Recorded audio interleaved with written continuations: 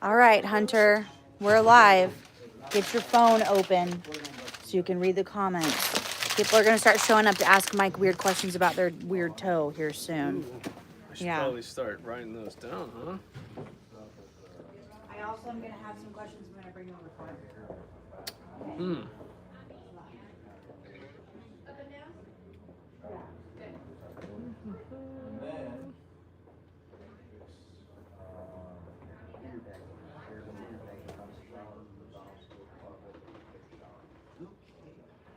All right.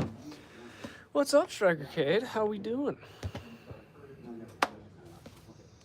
Donnie's here.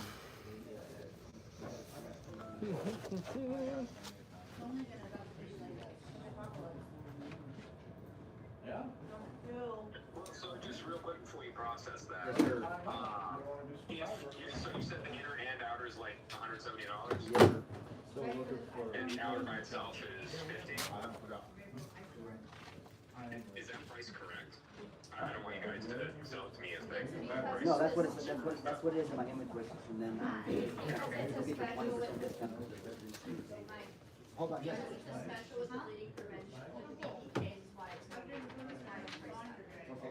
I mean, you can keep it for them, just explain that to them. Copy. It's normally priced that way because some people, when they buy the little vacuum. I do not know Mike's favorite color of crayon or flavor. Excuse me. Let's see. What's your favorite kit to build? Honestly, the stomp bag or like the field medic, just because I don't know. I like how compartmentalized it is, and just having everything fit in its little spot. But that's just me. I think Mike hates building those, so I hope nothing's wrong with Mike's toe. You got 17 minutes. So you gotta leave.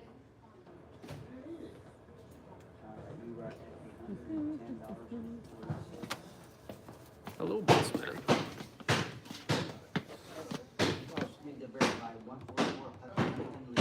Team Creamy. Oof. Have you built out a Taz bag yet? I have not. I've seen one, but I have not built one out. Hey, tomorrow, anybody coming here will be coming over. That guy looks familiar, huh? So, 4002. This is important. Not as important as people not dying. 1874. So, watch this back. I can make it work even if I'm at home. Yeah, that's part of your job. That's part of my job. As far as concerned, find SOBs. I was just watching the replay of Bear stream. Yeah, that was a good one. Mike was over here cackling. It was pretty good. Had me laughing. Interesting stuff.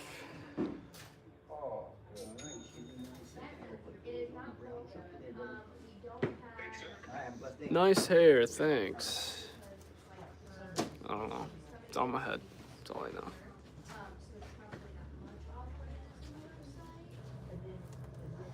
What's up, Jacob? Glad you're here. Glad you caught a stream. Are the wound care and burn bucket included in the 20% off sale? The buckets aren't included on the sale, are they? Just the kits? Everything in the store is 20, yeah? Everything in the store is 20? Not components, but Buckets? yes. Yes. Buckets are included in the 20% off.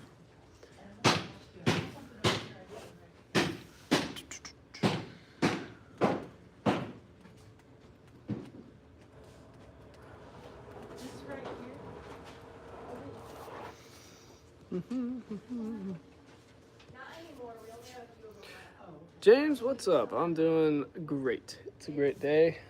It's been an interesting day. It's definitely a Monday.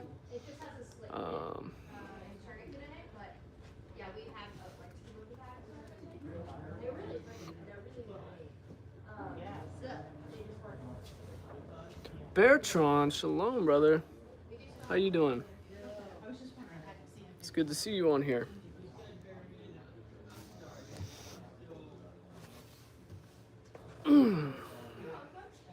Beartron, I hope to see you at the Ruckus soon.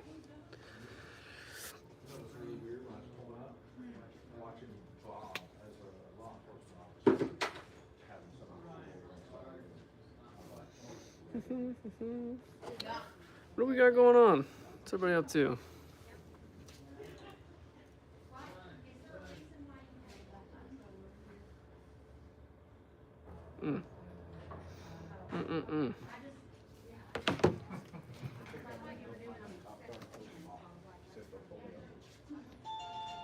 What's on my shirt? This is, what year is this? This is from 2023 ATS, Army of the Saints. This is what the back says, in case you're wondering. Headship, stewardship, leadership. It's a men's retreat, and it's to build men up in the word, to be better fathers, husbands, sons, brothers.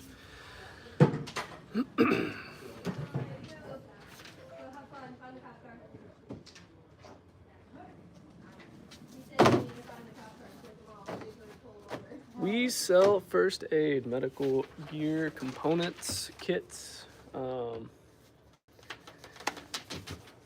anything you need to cover massive bleeding to airway to. You gonna come answer weird questions yet? People are already asking about if you're. I didn't know this was the Medic Monday with Mike segment. I thought this was the watch us build stuff on the line segment. Dude, these are some small letters. Good Lord, I need to get glasses. What you got? What you got? Oh, medical stuff. Thank you very much, man. Thank you, sir. May I have another? I just wanted to do something Alice's stupid. first day back from being sick and still doing stuff. Yeah. Do I like Godzilla? In what context? Because he's a badass and kills everything? Or because that's an engine in a Ford 250 truck? How about medical marijuana? What do you want to know about medical marijuana? It's 5 o'clock somewhere, right? 1954 Godzilla. Oh, God. So, well, I mean, I can't remember seeing a black and white version of Godzilla. It's been a hot minute. Yeah, I like that cup.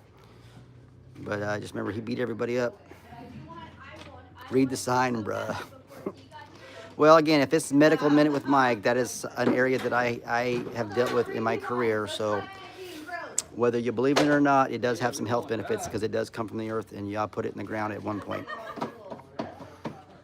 Now, how it got put out in the world and abused, that's a different story. Great, don't worry. This is what we do every day.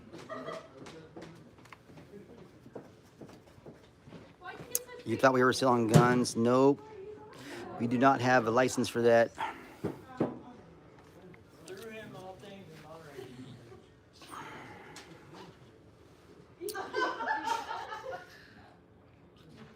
Boy, it's a slow-moving chat today. What are antibiotics? That's a very vague question, Nathaniel, because antibiotics fight bacterial or viral infections. Well, actually, they fight viral infections, not necessarily bacterial infections per se, but you have to be careful when you take antibiotics because it takes a lot of the flora out of your gut, and every disease stems from your gut at some point and then goes to the rest of your body. So you don't want to distill all the good stuff in your gut. Yes, there are a lot of pews in the background.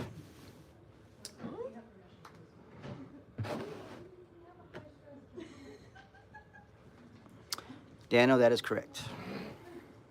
The best kit for burns? Well, we have a small kit and a big kit. So basically, it's just a plethora of bandages and burn gels in various sizes. One's like in a big bucket, and one's just in a little Ziploc bag. It's got, stuff you could throw in your backpack. It just depends, in the professional world, we didn't put a lot of gooey stuff on burns. We would do a dry sterile bandage and take them directly to the burn center. So that's less debridement when they got to, start shaving all your skin off. Yeah, I realized that. Would you place common cold remedies in your kits? I know it's not the purpose of first aid. Oh, we have a lot of kits that have just typical over-the-counter medicines, like Benadryl and anti-diarrheal stuff, and antibiotic ointments and stuff like that. So it's always good to have medicines. Susan, I wish I could answer that question because that is a little bit of my scope of practice because I am not a physician. I don't know the answer to that question, to be honest. If not, how about we should just have maybe we have lots and lots of like ethical origin and stuff like that. You can do apple cider vinegar, but you want to, as far as your gut health, you definitely want to do some probiotics and prebiotics to help your gut flora. But again, as far as the actual medication, I have no clue. I'm not a pharmacist either. Yes, I know what Ritalin is. Nathaniel, I am not a guru on essential oils. That is an area that I'm just now learning, and I have never used an EO on muscle pain, so I don't even know what would be a good oil for that. I only use 3 oils for stuff that I have, personal issues and stuff, but I have no idea about EOs.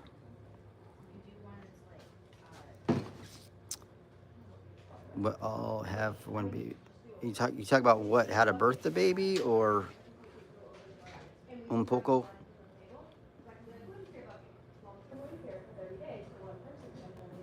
Yeah, definitely use the chat function because some of the moms that have delivered babies from home would probably, like Britt has delivered a lot of babies from home, without the modern conveniences of commercial medicine, if you want to call it that. So she'd probably be a better person to ask that question than me.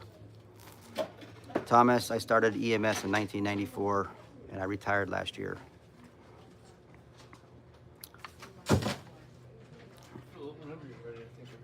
What would I change about today's EMS? Oh man, a lot of stuff. The EMS is broken. It's abused. People use the ER as primary care, and that's part of the problem. And again, I can't speak for every system, every city. I can only tell you my experience in being in Las Vegas, which is a 24-hour drinking and gambling town. So we get a little bit of everything from everyone around the world, since it's a travel destination. But just the politics itself. And I hate the fact about if you want to move to a different system or different state or different county, you got to jump through a lot of hoops for reciprocity, and it's a pain in the ass. It should be like a nurse, but since nurses are credentialed and have degrees, paramedics or EMTs don't have a degree. They just have a certificate of achievement or a completion or whatever in most systems.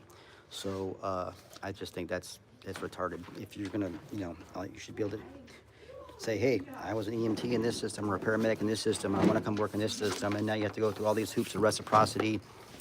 And you have to be nationally registered now in most systems, and national registry is a joke. They're a scam as far as I'm concerned. What is your recommended kit for broad coverage emergency situations? As far as the kits that we sell, the adventure kits, everything but the kitchen sink. So, try once, buy once kit. My personal kit is got so much different stuff in it than we sell here because I have acquired stuff over the years. So, and I have stuff that most people without letters after the name shouldn't have in their bag. So that's a very vague question, Saul. I mean, if you're worried about trauma stuff, I'd get a lot of bandages and and tourniquets, and then you got the medicine side. If you've got medical conditions or if your family, your friends have medical conditions, I would keep that kind of stuff on hand. Do you have a checklist if you're the first one to be? If you just go on the Refuge website, just look at the simple bear fact, that checklist is plenty for one, each bear fact is good for one person. So, that checklist alone would be a decent blowout kit for your car, for a car accident. Like I said, you got basic gauze, basic burns, basic, trauma stuff, airway stuff with the nose noodle. Kermo, birthing buckets available for the world. When you gonna stop eating shrimps with the wimps and come eat some lobster with them on? That's funny. Yeah, shrimp is non-Levitical. We don't do that. That was a tough thing to get over. But we just do what Dad says. I was on a serious antibiotics, 4 different IVs, heavy E. coli, creamy peanut butter. Ugh, stomach was jacked for a month. Yeah, apple cider vinegar has a lot of great health benefits for sure. Jake said wound pack now. He's like, I'll get right on that.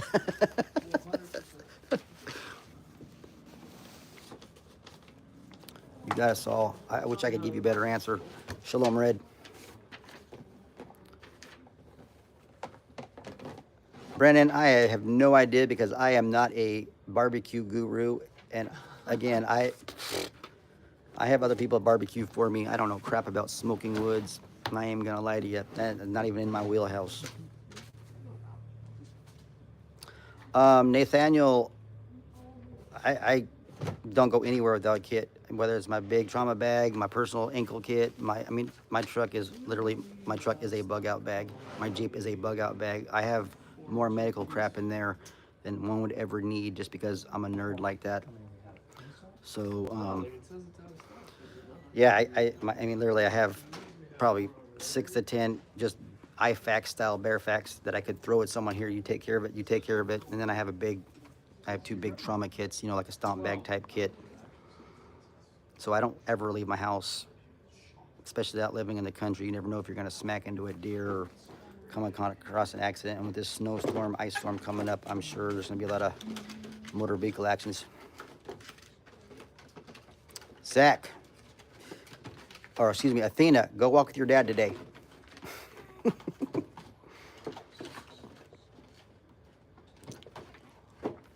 Hoot, you're dying. You're dying, Hoot. You're dying. That's what Jake said.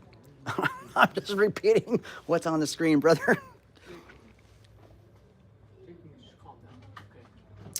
I just realized that Hooter started the stream and then handed it over. Well, Hooter's got work to do. So we're trying to, as you can see, look at all this crap. We have a lot of stuff to build and get it down the line on the brown truck so people can get their gear. Hey, are these for something else? Nope. Those are for like SOBs and. No, I know, but are they in this bag? No, no one just didn't empty it. Yeah. Are there medical courses and qualifications that you recommend to everyone to learn? It depends if you actually want to pay for those courses and actually get a certification. But again, if you get a certification per se, you have to technically, like for EMS, you have to work for an agency. An agency typically has to hang your license or your ability to work underneath a physician or underneath that department. So, again, it depends on where you live. Like I said, if you have medical knowledge or you just learn stuff, even the refuge courses, it's great knowledge. Just you got to stay on top of it so you can apply it in case you ever need it. But like I say, qualifications pretty much means you're going to do that as a professional. So you know you're going to be a nurse or a doctor or a PA or a paramedic or EMT. That's professional, but it doesn't mean you can't learn the knowledge. And like I said, what if you're backpacking in the backcountry and your friend breaks their leg hiking? You're not going to sit there and wait for EMS to show up if you have the gear in your backpack. You could put a splint on, you know, so you have that knowledge. Now, if you're doing invasive stuff, like where you're breaking into the skin, starting IVs, doing chest darts, you know, trying to do a chest tube, something like that, something super crazy, you better have great justification to do that, Nick, because if you mess that up and that person dies or gets injured from that, you're going to be doing a lot of time in court and getting sued. So again, watch your P's and Q's. What are the most critical first steps in managing a patient with severe internal bleeding? You want to definitely keep the patient calm. You want to keep them warm. You want to look for pooling of blood. You want to look for, depending on where in the body, like if it's in their gut, you want to feel for hot spots or pulsating mass, basically, because they might have an aneurysm in one of their big vessels in their chest area, you know, in their arteries. So you want what we call feel the heat of their belly, or it'll pulsate. It'll be pulsating mass. I mean, it's a rarity, but it's something you will never forget once you feel it. As far as the pulsating mass goes. Sup, Lamont. You got it, Zach. Hopefully, I'm answering these questions to, you know. If you have more in-depth questions, you can always email me at mike@refugemedical.com, and I'll do my best to answer them. If you didn't get a good enough answer here, at least if you give me an email, I can spend time and maybe even send you pictures or a link or something. So, but there's nothing you can't learn on the internet or YouTube anymore that, you know, you couldn't apply to your everyday life. You don't necessarily have to pay for a course, you know. But you also want to do practical application. Just because you saw it on the internet doesn't mean you know how to apply it from your head to your hands. You want to do reps and sets, like they always say. You want to keep trying, keep practicing. I don't know if there's a kit actually dedicated to a pediatric seizure per se, because that's a neurological thing. And the biggest thing you want to do is make sure they don't vomit and choke on their vomit. So you want to put them in a recovery position, you know, lay them on their side. But I don't think you can really buy a kit dedicated just to seizures, because you would, in most seizures, again, professionally, we would give them Valium or Versed, which is a benzodiazepine, and, you know, under strict medical direction and stuff like that. So it's not something we can do in everyday life, because unless you know friends that have benzos and you know how to apply them.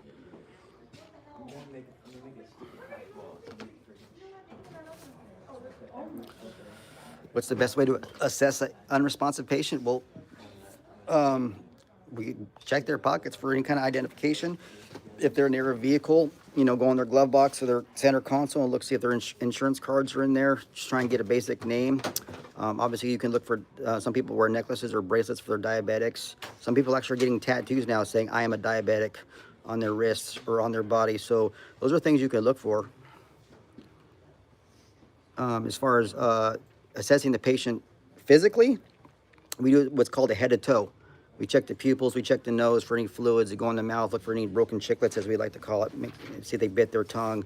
Then we palpate their neck, you know, check their pulse. I mean, just, you know, pretty much just give them a whole full body rub down and just look for things that are out of the ordinary. If you see a ripped clothing, I know ripped jeans are the cool rage nowadays, so it's, you know, but if you see something that just doesn't look normal, I'm gonna cut your pants off and look. But that's just me, because you know, that's muscle memory for me.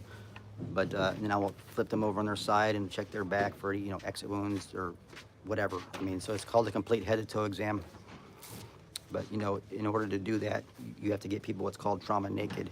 And you also got to make sure it's not 3 degrees outside, so they're not freezing. So you want to do that and also keep their, you know, keep them modest. You don't want them being exposed to the outside world, being naked and whatnot. So, you know, if you have a blanket or something, again, it just depends on the situation. Roger that, Jake. We're looking forward to it, brother.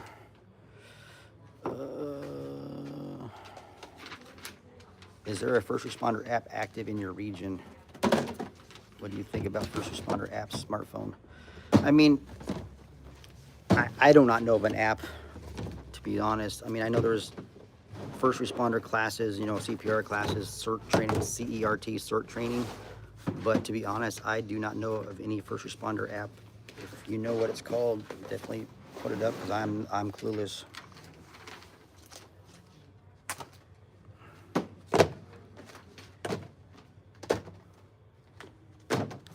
Good morning, Miss Rhonda. How have algorithms and technology and EMS changed since you started? What stood out? Man, you're making me think. The ACLS algorithm has changed. The CPR algorithm has changed since I started. It used to be, you know, breathing and CPR, and now it's mostly going to CPR only or compression only CPR. The ACLS for advanced cardiac life support, that algorithm has changed at least, God, 10 times, 8 or 10 times since I started. And it's basically, you know, it's more, again, it's an algorithm, you know. It's like even when we're doing a cardiac arrest, it's just an algorithm. If this didn't work, do this. Did this work? Yes, go that way. If no, go that way. You know, it's just CPR, monitor their body, the vital signs, you know, just goes in so many different directions. But what stood out, I mean, it's ever changing. A lot, you know, a lot of the pharmacology. I mean, there's so much pharmacology that has been taken away. At least, again, at least the system that I came from, we had a lot of medications taken away because docs wanted to go a different direction with a different medication. And we have a medical advisory board that the doctors say what we can and cannot use in the field pre-hospital. So we had to go by what they said, or the medications they chose. What % of EMTs should be off the job in your opinion? What do you mean off the job, Mark? Can you expand on that, brother? Jake, have a good one, brother.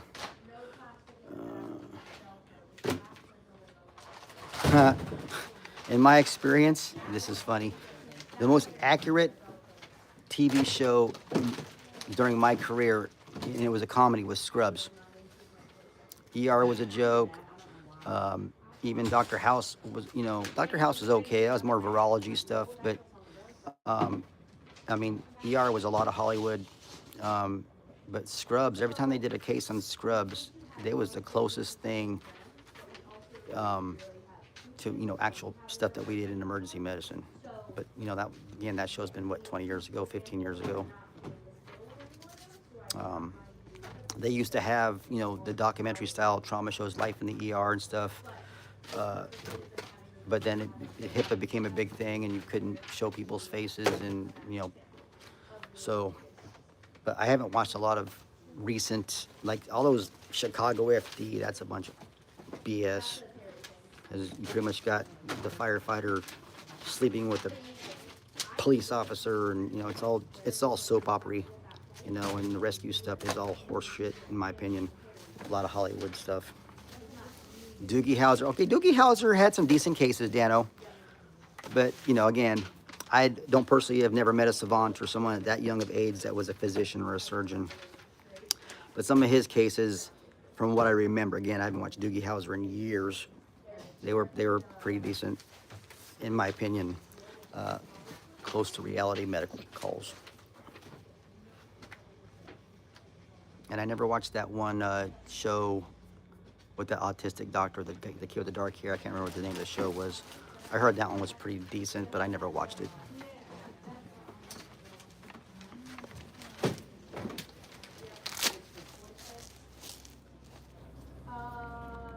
Those are the ones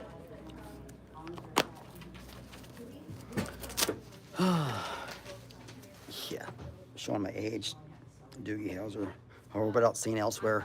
That's really showing my age. I think I was 12 when St. Elsewhere came out. Like 1982. Oh, we already said we couldn't do the snaps because we don't have, how would you put the? Oh, thank you. Those aren't my flags, but yeah, those are a mishmash of everyone's flags. You got Bob's flags over there. You got more, well, I can't, the shelf's in the way. Down by Lauren's desk in the classroom area, media area, but yeah, there's a lot of those flags. Some of those flags we take out the wall and we actually put them on the back of our ruck for the ruckus.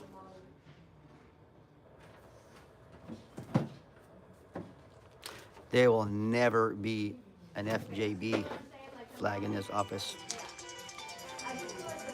And that's not my decision to make, but the daddy would not let that happen, I'm sure.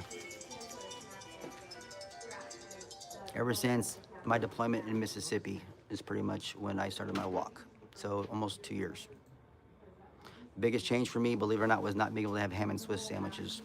I was never a shellfish person, but my wife loved the lobster, and that was her biggest hurdle. My biggest hurdle, believe it or not, was ham and cheese sandwiches.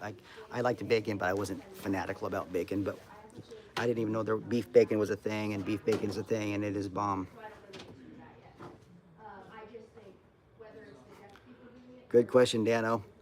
Yeah, we had some interesting childhoods. What about, is it going to be steel or plastic? It's steel? Yeah, as far as, being out here in BFE, Oklahoma, I have no idea if there are any apps. The only apps I had when I lived in Vegas was like our protocol apps with all of our formularies and, our protocols. Basic case, I had to research an exact protocol. I'd have an app on my phone for that. But and then we had apps for all the fire departments and what kind of calls were going on at that moment. It was called Pulse. And we would look around, like if we knew we had a car accident, like who's running this call? And we'd say engine 72 is going to that call. So we'd like, oh great, we got that crew. Other than that, that was the only 2 times I really used an app on my phone.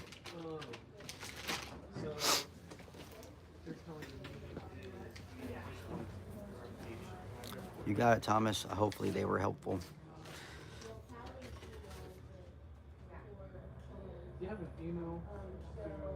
Thank you. My favorite color? Okay. Bye. do you consider today's EMS world a harsher one than in the... I don't know what you mean by harsh. To me, it's abused. And it honestly started, and I'm not trying to get political here, but it honestly started when Obamacare came out. When Obamacare came out, EMS in my world changed dramatically. Everyone started abusing the system, started getting their Medicaid cards, and told us that it was our job to take them to the hospital for free because they had a Medicaid card, or we called it the blue bus pass because the Medicaid cards were blue in Vegas or Nevada, so we called it the blue bus pass. But on their defense, them getting to their primary care physician, their appointments were taking 6 weeks to 3 months to get an appointment, so I can see why they did it. Well, I'm just gonna call an ambulance, so I'll go get to see a doctor today in 10, 20 minutes, you know? Well, unless they got to set out to the waiting room, but as a whole, Obamacare for me is when EMS took a nosedive.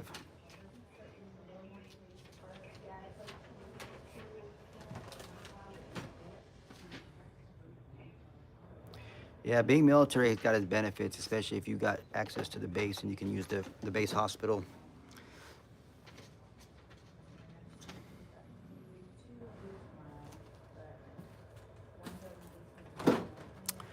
Not in the beginning, Dano.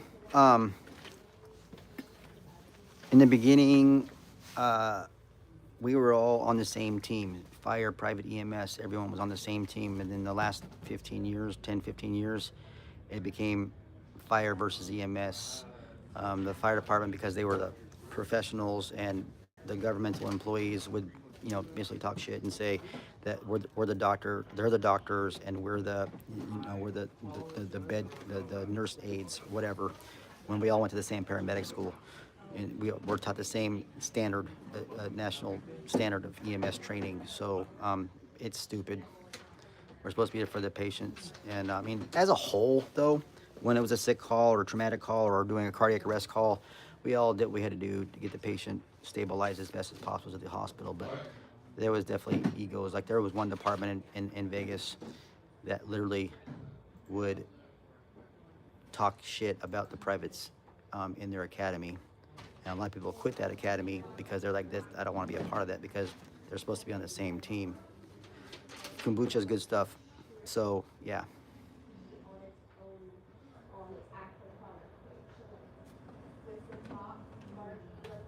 911 or 9/11 survivors. Rebel outlaw. Oh yeah, there's always going to be the services talking shit about each other. You know, but when I was in Germany, I worked at the Landstuhl Hospital in Germany in 2006 and 7, and it was an Army hospital, but we had Air Force personnel and Navy personnel there. We have different cultures. So, you know, for the Navy and the Marine Corps, it's, you know, we have our own language. That's sea-based language, where the Army would say something different. So we had to learn, since it was an Army base, we had to deal with the Command Sergeant Major of the Army versus our Master Chief, per se, you know, giving directions of this, that, and the other. We had to learn their little acronyms. And then disciplines, the disciplines were different too. Like if you effed up in the Marine Corps, you would get, you know, you'd get hazed and whatever. In the Air Force, they send you to timeout. Is something I experienced while I was over there, and I was super pissed off because one of my airmen that was working underneath me, because I was the NCIOC of a wing in the hospital, and he was always coming in late because he was video gaming all night long, and my boss happened to be a master sergeant in the Air Force, and she said, no, you can't write him up, you'll ruin his career. So, and we worked 12-hour shifts, like 7P to 7A or 7A to 7P, and she literally sent him to a clinic off my ward and sent him to a Monday through Friday banker's hours clinic as discipline.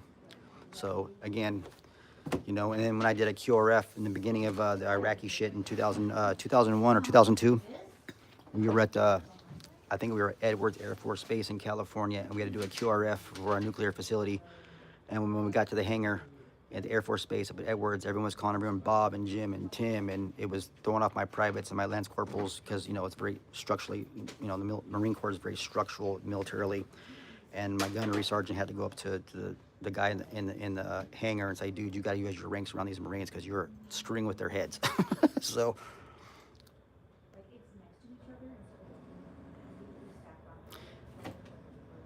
yeah, on my ride, all medical retards, yeah, AMR. What's up, Board American? I didn't work on Saturdays, so it was never an option or a problem for me. I worked on Sundays and Mondays. I had a 48-hour shift, so I never had a problem with Shabbat as far as while I was there when I started my walk. Yeah, there's a lot of issues with 9/11 stuff, brother. I don't even know where to begin with that because that day changed my life forever because that's when I started going overseas a lot after 9/11. You still have like a stack for the Gen Zero that carry orders? Nope, there's no stacks. We only have one left. It should be on the shelf over there if it's still there. If not, we're sold out. Well, Yeah. This lady wants us to build. It was the lady who tried to call this morning. Oh, that's right. This is this lady right here.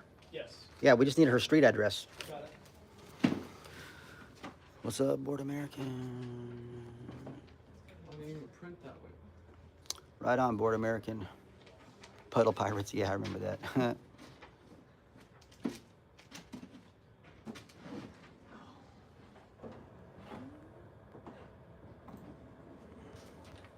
Yeah, kombucha's good stuff. Oh, nice, Robert. Yeah, I was on oh shit, what's the name of that freaking Air Force base off of my dorms were in Volgaway when I was at Launch Stool. So it's kind of just down the road. Took me a second to remember that. That's been a hot minute.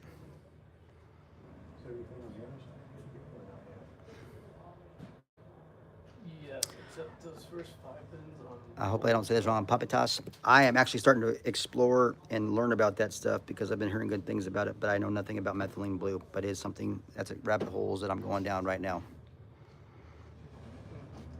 Launch Stool.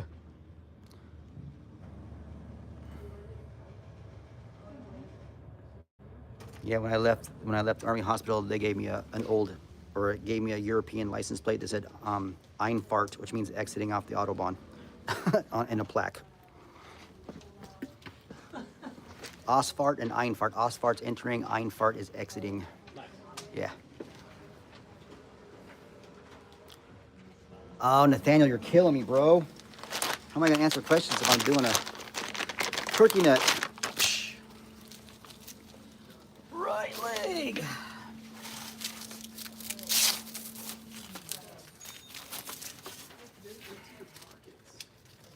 I just got TQ checked. What?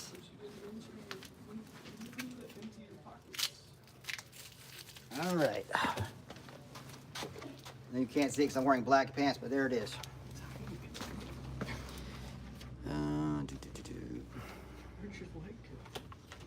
Oh, dude, I remember one time when I was going on to Volgaway when I was in Germany, and I was in a smart car rental, and we were on like DEFCON 3 or some shit, and the guy's like, pop the hood. I go, dude, this is a rental.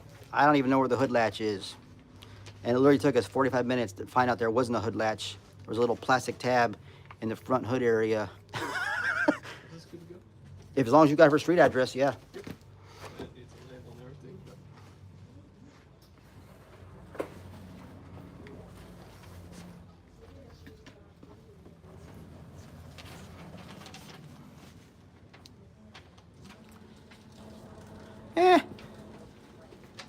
If it's pre-staged, it makes it go a lot faster.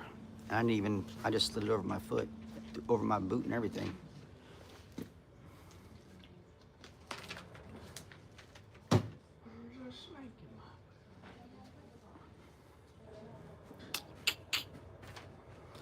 Slow moving. Cha-ching. Got any more questions? Got anything? Refuge Medical stuff?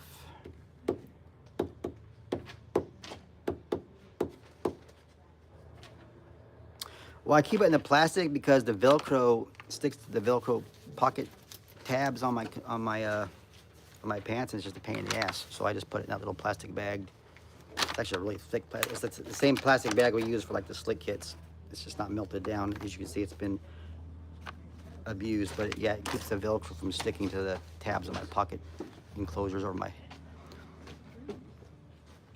Jason, we're just live streaming generally, and people are asking some medical questions, refuge questions.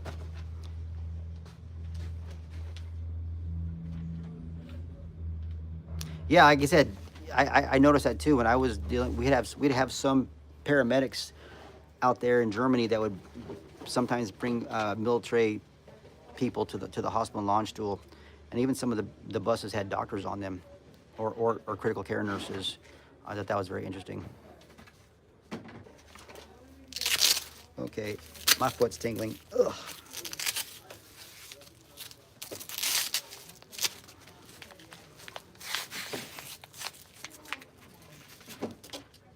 I have one M81 Woodland Bearfack left, and it's a regular good to go one. As far as old ones go, I have no idea if we have any old ones laying in a bin somewhere. I'd have to go research that because there's a million bins back by the sew shop.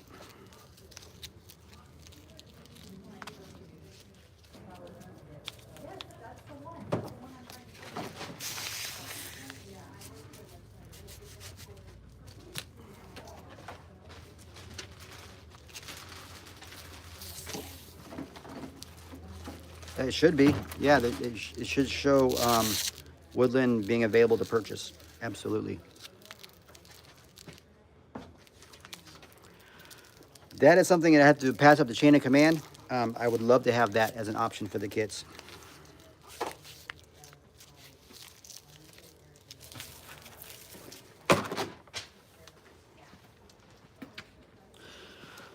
Any possibility are you able to recall any of the stories from your appointment with the grindstone that would bring a bit of light to how you came to know? Yeah. As far as what, Kermode? I mean, I showed up at the fob, and showed up on a Friday, so the next day was Midrash, and we spent like 3 hours going through the Word, and I never experienced anything like that before. So as far as the discussion, you know, like we Midrash yesterday, or today's Monday, 2 days ago, and I think we got through 8 verses in Matthew 6, and then it spent 2 hours talking. We finally finished it. Well, we finally finished Matthew 6, but we literally spent 2 hours just discussing stuff and going down rabbit holes. So that was just really weird and different for me. And it just was eye-opening. And then, you know, then we went out into the field and did some help for the neighborhoods out there. You know, we'd come back and we'd hang out at the fob and talk about how the day went, talk about Yah. Anything that's, silver's got some great antibiotic properties. Oh yeah, yeah, silver is, you get like those silver creams and stuff, Silverdine, it's good for burns. There's stuff, even oral silver that you can ingest. So yeah, so fellowship was the biggest thing for me for sure. And then the following week, that's when I got dipped, and that's where I died and was reborn. After I was just, you know, I came there one way and I left a different way. And my wife didn't recognize who I was once I came home because she's like, where's my husband at? Jason, hold on a second.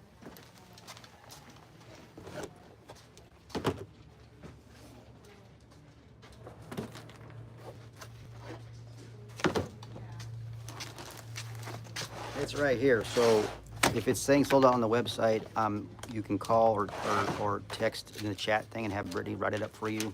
I can't do it as I'm on the live right now. If not, you can call the store and I can do it over the phone. Or you can call the store right now and Hunter can do it over the phone. No, in Vegas we did not have full blood because again, in my experience in Vegas, we were no more than 15 minutes from a major hospital. So there was no point in giving the field crews whole blood. The only time that we would have whole blood is if it was on a critical care unit and we were doing a long distance thing, or we had to go out of town far, far away. But that was, again, just my system. I don't have any experience in other systems.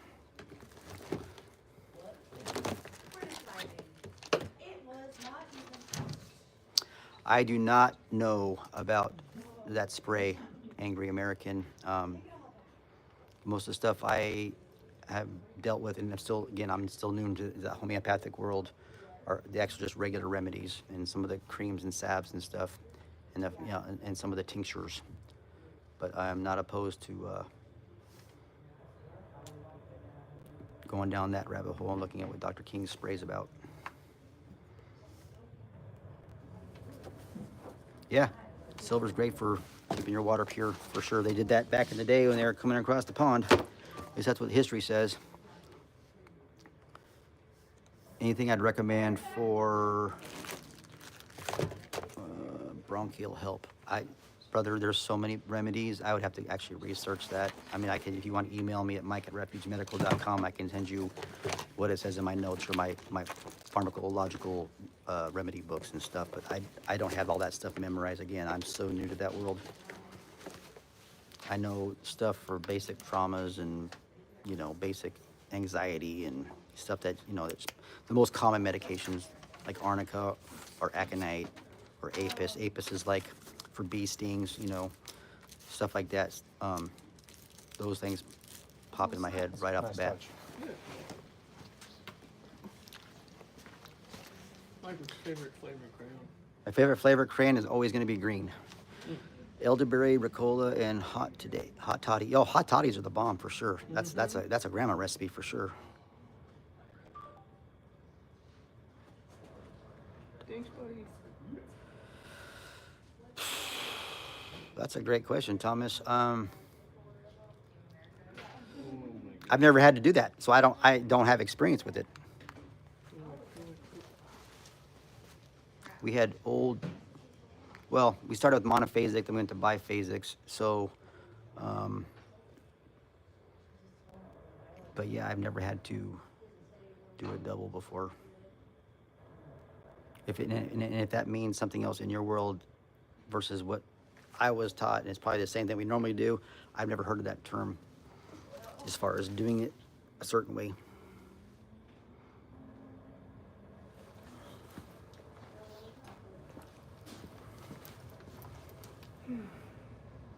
Oh, castor oil, yeah, that's a lot of people are using castor oil. They put it in their belly button. They put it on your skin. Valerian root.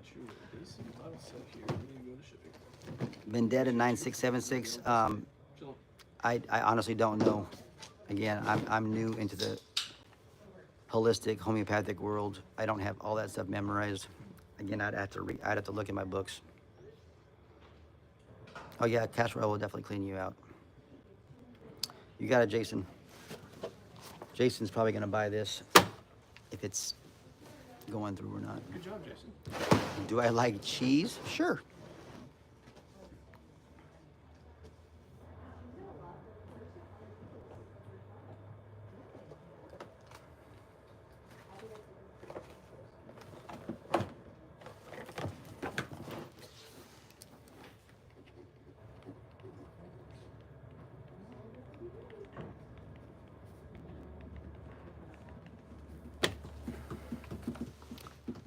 Haha, but shh.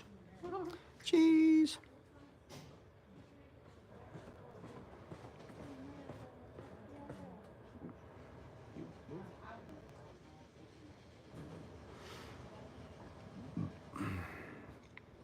Slow moving.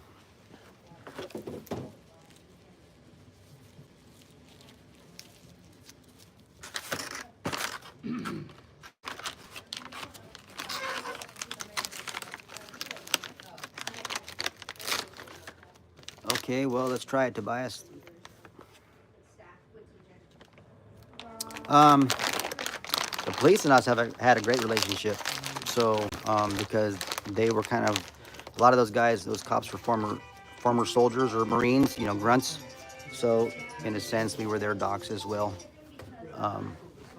But yeah, I had never any, I only had a handful of problems with the fire department, but the cops were always good to go. That's gonna suck if we're like, hey guys, it's closed all week, there's a snowstorm.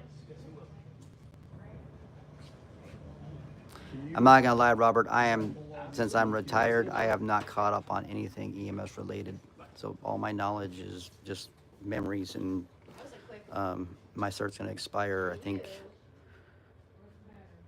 Actually, I think I have one more left on my actual cert, but so I'm not gonna re-up it because I'm not gonna ever go back to Nevada, and I'm not registered no more at the National Registry. And I played that game, and I got a bunch of T-shirts. Are you still working and answering questions? You doing both? No, but I can. I'm not gonna lie. Please do. Please do both. I'm looking forward to his I can possible. watch you work. I'm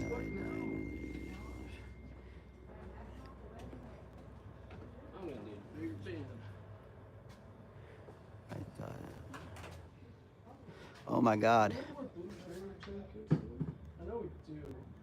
Yeah, there should be a lot somewhere. Okay. There should be a box back there. Those pre-staples. No, there should be one still in the plastic.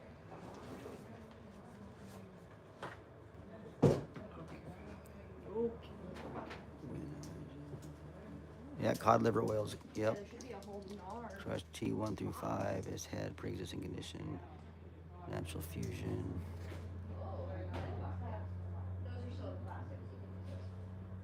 Well, man, you were broken up, Tobias. So yeah, I would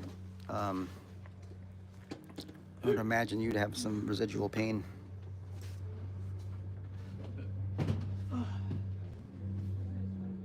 Microhemorrhaging months ago in the front lobe. Well, I don't know if homeopathic medicines will help that, but there's a medication called Hypericum that is supposed to work on nerve pain, but I don't know if it's going to be actual that particular nerve pain. But that's the number one go-to for nerve pain is Hypericum for homeopathy. Jennifer, most likely sprained ankles, and if someone is of senior citizen age and they're pushing themselves too hard, I'm obviously worried about the big one. So, but most of it's, sprained ankle stuff. Or they get whatchamacallit. Oh my God, I'm having a brain fart. When you're blisters on their feet. God, I couldn't even think of the word blister. Yep, not hydrating for sure.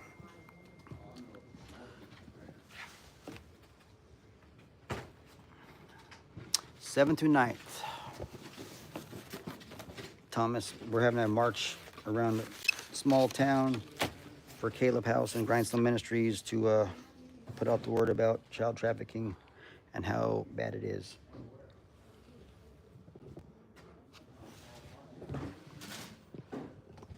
Lauren's tripod is weird. What? Thank you, Stryker. Stand by.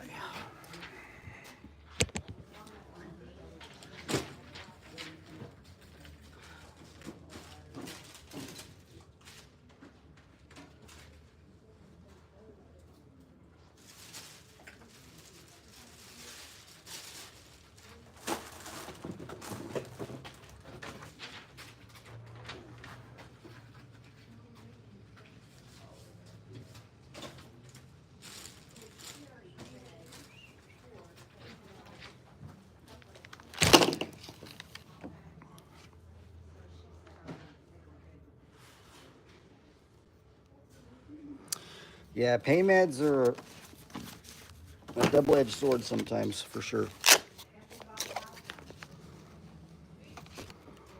Oh, I missed the C.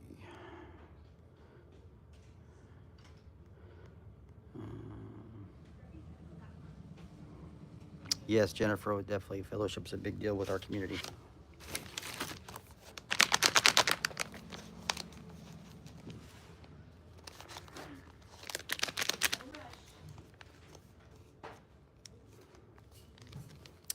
That's a good word, Tobias, for sure.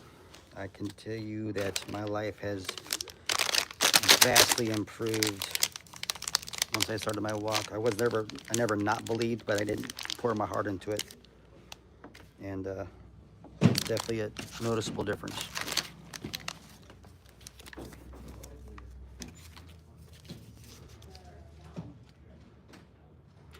Rhonda, oh boy.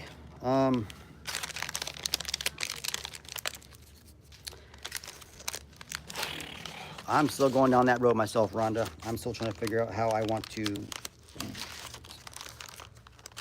build up my medicine cabinet as far as apothecaries go. So I'm definitely diving in the books and, trying to figure out what I want to, keep on hand or prep for, that kind of stuff. So that's still a new thing for me. I can send you or share with you what I've learned so far, but it's not a whole lot.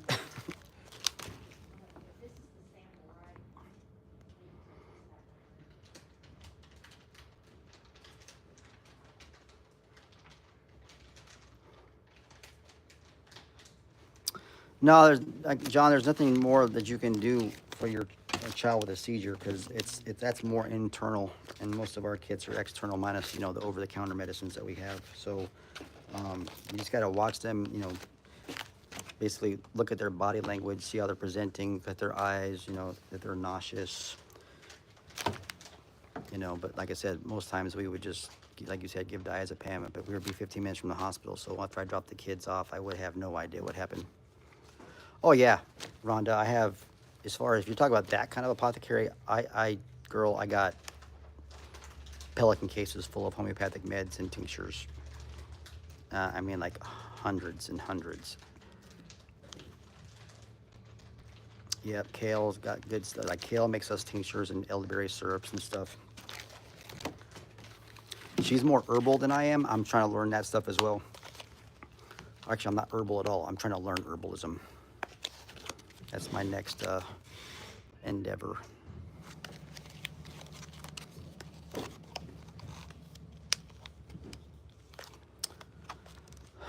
I ordered IV fluids kit the other day. They should have went out if you ordered them the other day.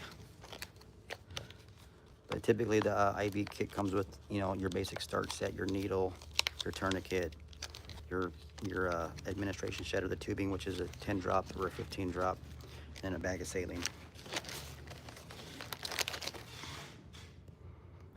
Do you know if modern combat gauze with kaolin still causes? As far as I know, all the modern current impregnated gauzes do not have the same reaction as the old quick clot from back in the day. But I have no personal knowledge because I haven't used that stuff in years on anyone. But that's what the white papers say, is they don't cause a secondary degree burns like the powders did. That's why they impregnated the gauze, is my understanding.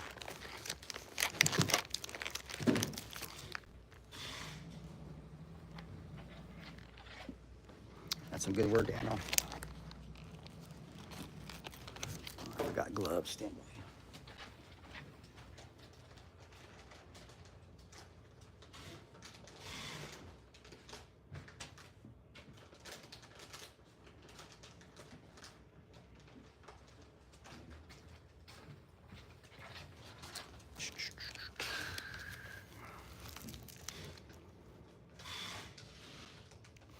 Yeah, that's another thing I'm learning to do, Bat Mom, is make tinctures. I have friends that were in my homeopathic school that already were herbalists, and like one of the girls in my class like makes dandelion tea and dandelion jelly and St. John's wort, this, that, and the other, and lavender flowers, all that stuff. So that's, again, stuff I'm learning to do.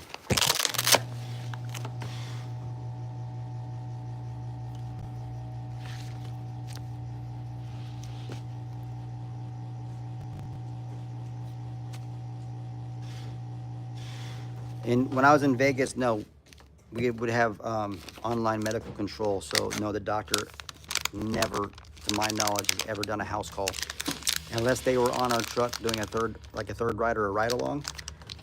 No, if we had a question that our standing orders didn't cover, we would call in on the radio for medical direction and speak directly with the physician. My favorite hobbies? Oh gosh.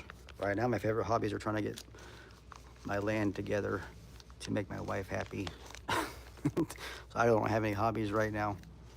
I'm an avid jeeper, but since I don't live in the mountains anymore, I have to find new jeeping places to go jeeping and crawl rocks, and there's not a whole lot of that out here as compared to the West Coast or Utah or Colorado.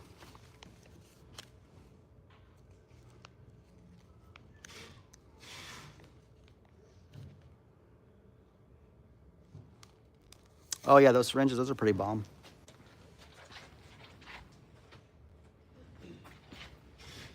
You talking about the X-Stats, Striker?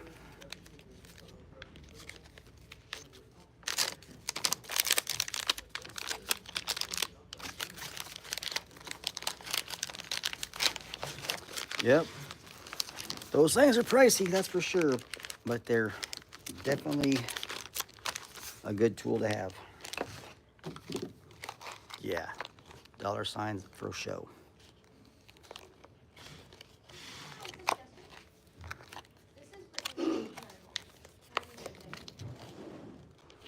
Yeah, that's what as I said. Every system is differently. I mean, Europe's probably way different and probably more advanced in some cases than here in America. Because I experienced that when I lived in Germany. A lot of the physicians were on the ambulance.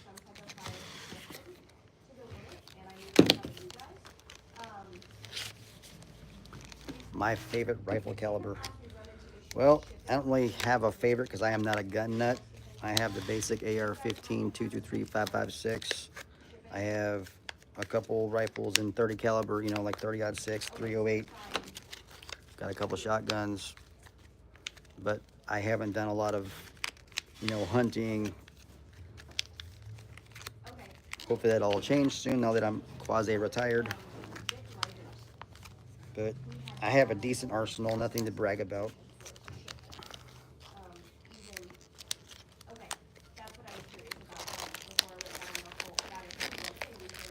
TJ or Bear definitely has more knowledge on the gun world. I know enough to be dangerous. I know the nomenclature of my AR-15 and all that stuff since it was close to my issued rifle in the Marine Corps. But yeah, I am definitely not a gun guru.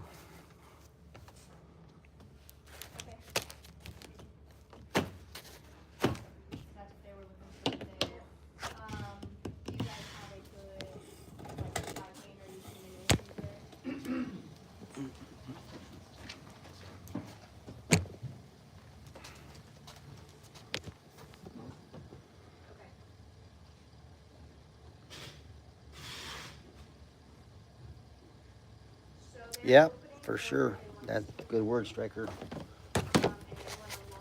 Yeah, back in the day, we would just try and tie their hips together with a big ass rope or something, or who's my favorite coworker? Well, my most closest coworker is Hunter, so obviously he must be my favorite then, because he's the one I work the closest with. Because me and him do the same thing and have to communicate. So again, that would be my best answer for my favorite, because he's the one I work the most with and the closest with. I helped that guy move. Kind of. I mean, I didn't do as much as others. Eh.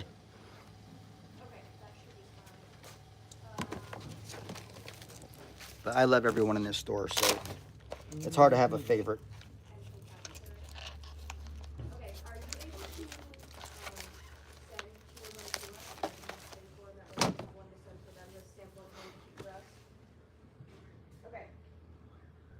When you say other departments, what do you mean, Jennifer?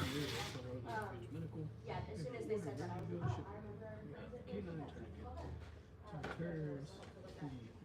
Oh yeah, I have a few Ruger 1022s that my dad taught me on as a kid. I mean, I think most kids start with a 22 long rifle. But I haven't shot my 22 in years, to be honest with you. I just kind of stay on my sidearm, and my AR-15 is what I play with the most. Occasionally to get out the shotgun. In Vegas, yes, we do have a community paramedic program. I wasn't part of that, so they would, in a sense, yeah, they do house calls or follow up on calls, and then help the families get into the right programs to, you know, again, if it's mental health or how they get follow-on care or outpatient care. How long has it been since someone? Oh, it's been a minute since Bob's been on a different mission lately. It's not as crazy here anymore, if you know what I mean.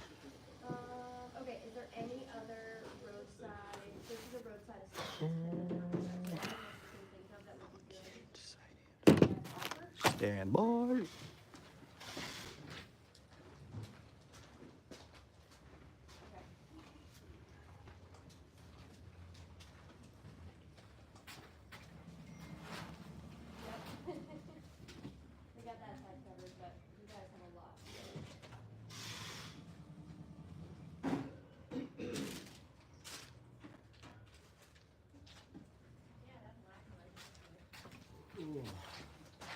Mom says I have to work and talk at the same time. It's time. Yeah. Mondays are not a good time for those though, because we have a lot of weekend orders to get caught up on, and Mom wants us to stay busy. HM3.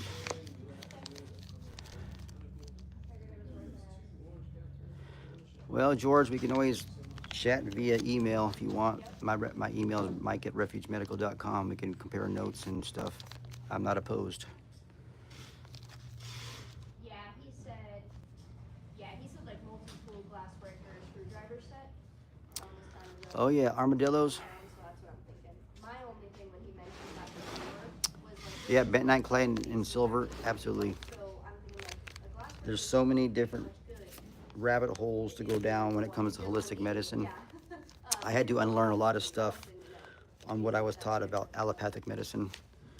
And I'm not gonna lie, some of the stuff I learned kind of pissed me off about how the American Medical Association and allopathic medicine and big farm got their start. It kind of blows your mind.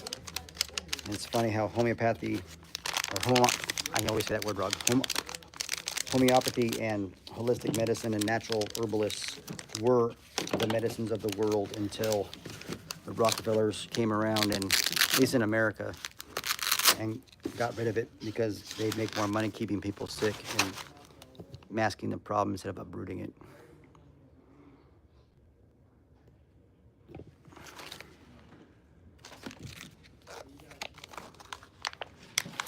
Yep, it was here first, and y'all put it in the ground, and we just had to learn how to make tinctures and teas and salves out of it. But yeah, they pretty much made those people that learned those skills over time to be quacks, and now everyone in the world thinks that people that do natural medicine are hippies or vegans or whatever, and that's not the case. But if you don't study or go down the history of medicine, they're just talking shit. And like I said, I had to unlearn a lot of stuff that I learned when I went to school for homeopathy. It made me mad because I've been lied to.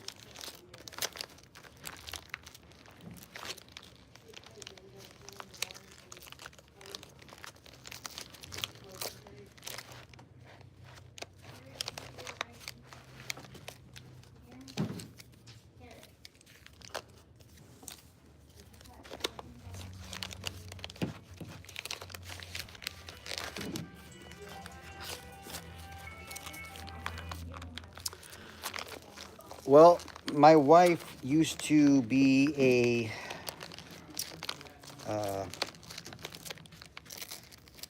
guess a coordinator, a resident coordinator for the residents.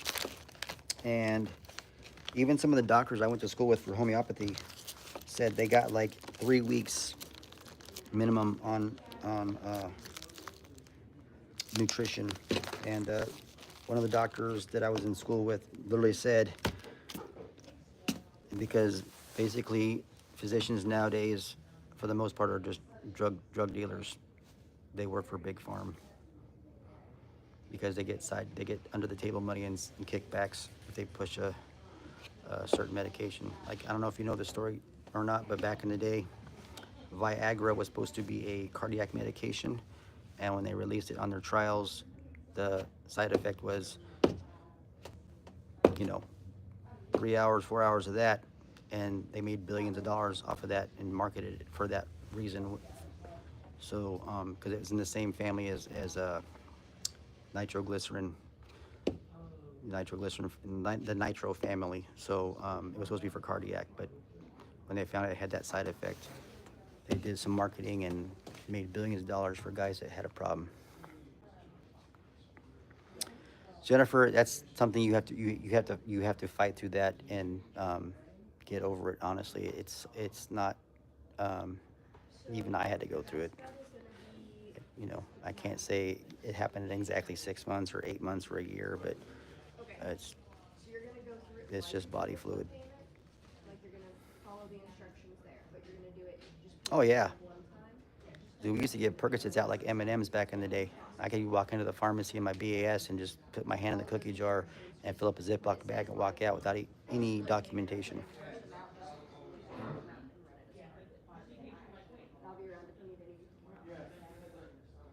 Heck, when I was in Germany, a lot of the guys would come in every other day to get a refill on their perks because they were selling them on the street, making some side money.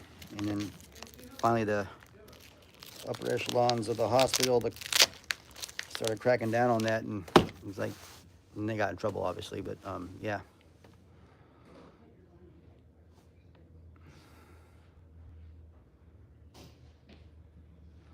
Oh yeah, I would run down, I want to go down that road again. Only so much time in the day, but there's so much I want to learn about all that natural nutrition and natural ways to help the body, because that's what it is. I mean, like I said, most 90+% of the problems stem from your gut and what you're putting in your gut. And we all know that the food we're eating nowadays is food-like product. It's not actual food. So, you know, there's, how come the stuff that we, like the oatmeal, let's use oatmeal. The oatmeal that's in America has 18 different ingredients than the 3 ingredients that they sell in Europe.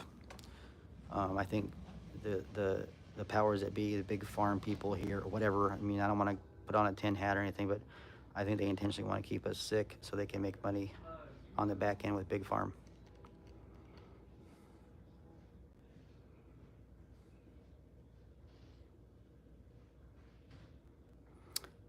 Correct, Jennifer.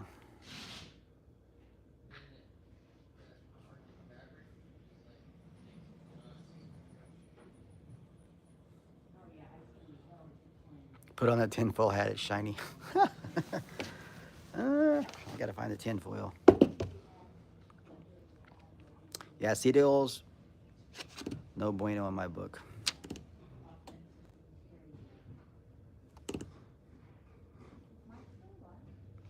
Jennifer, I do not know the story behind the tinfoil hat. My impression was it was to block some kind of electrical magnetic rays going into your head or something along those lines. But I haven't been down that rabbit hole in a while. Let me see. Keep trying to find something to build here to make the boss lady happy.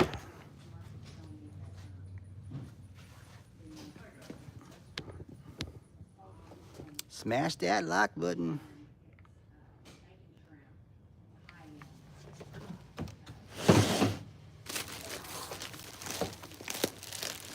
Yes. I remember one time my little brother, I used to love that, was it carnation coffee creamer stuff, that vanilla coffee creamer. And he broke down, because my brother is super smart.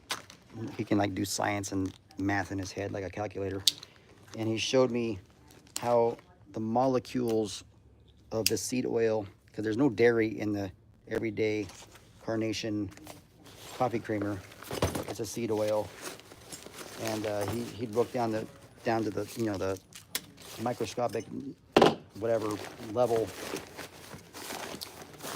and showed me how it was like one molecule off of like freaking what was it, I can't remember the name of the oil it was, but it's not food. And I literally, even though that stuff tasted great, I stopped drinking carnation coffee creamer because it made me vomit.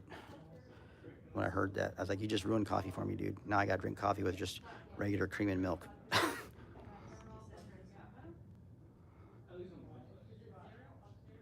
Faraday cage for your brain pain, yep. And margarine, same. That's not dairy.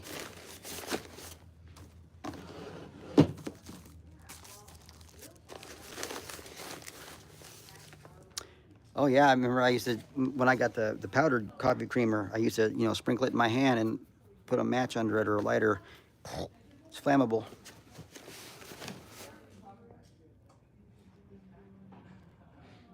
Well, there's difference. I mean, yes, because there are certain things that natural medicines cannot do, especially if you know, surgery. If you need surgery, you have to go to a surgeon and get cut open to fix the problem. No herb is gonna fix that I'm aware of. You still have to get those vessels tied, or doc's got to go in there with the needle and thread and do stuff. So, I mean, there is another benefit, or another thing I learned, which makes sense, is go get your diagnostic stuff with the machines, MRIs, CT scans, all that stuff, and then find out what your diagnosis is, and then research the natural way to address that versus getting on steroids or antibiotics. But allopathic medicine for diagnostics is always a good tool. That way you can get your answers. I mean, symptoms can only tell you so much.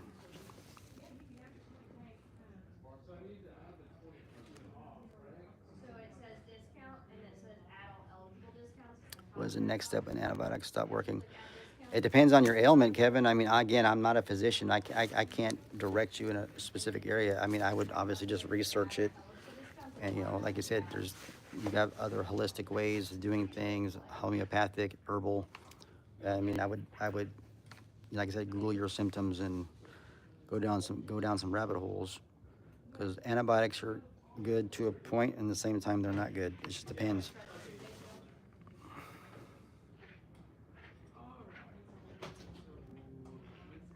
I never got into Velveeta, and I'm thankful. It's like my mom used to get mad at me because I never wanted grilled cheese, because she gave me those Kraft American singles and they tasted like plastic when I was a kid.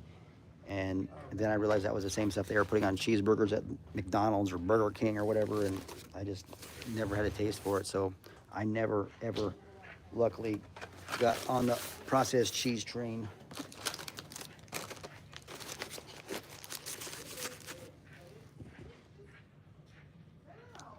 Yes, well, all pharmaceutical drugs are overpriced, at least in America. I mean, you have a lot of people that go to the border, go to the pharmacia, and get them cheaper in Mexico, and it's the same stuff.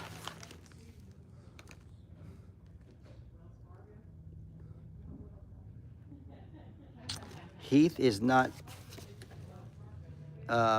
Heath is no longer work here. Heath went on to bigger and better things, but his wife Lauren still works here. She's the media director. But yes, Heath comes in all the time. He's still part of the family. Have I heard of prolonged field care? Sure. And what do I think of it? Again, what's your situation? Are you in a combat situation? Are you hiking? I mean, because typically when you're in TCCC, it's going to be in a more or less gun battle scenario. But also, what are your capabilities during field care? I mean, what do you have in your backpack or your go bag? And how far away is the helo or the transport vehicle?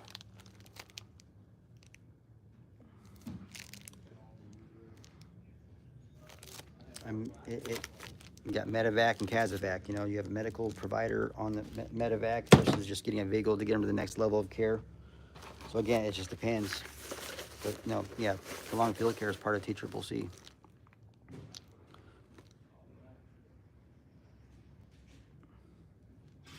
Oh yeah, that little trail kit's pretty cool.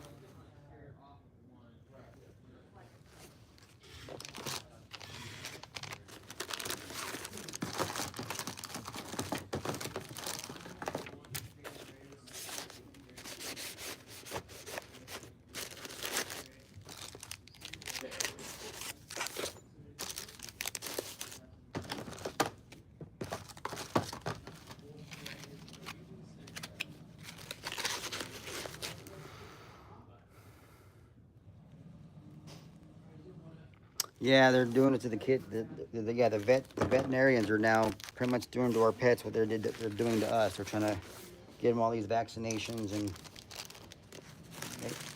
unnecessary crap, in my opinion.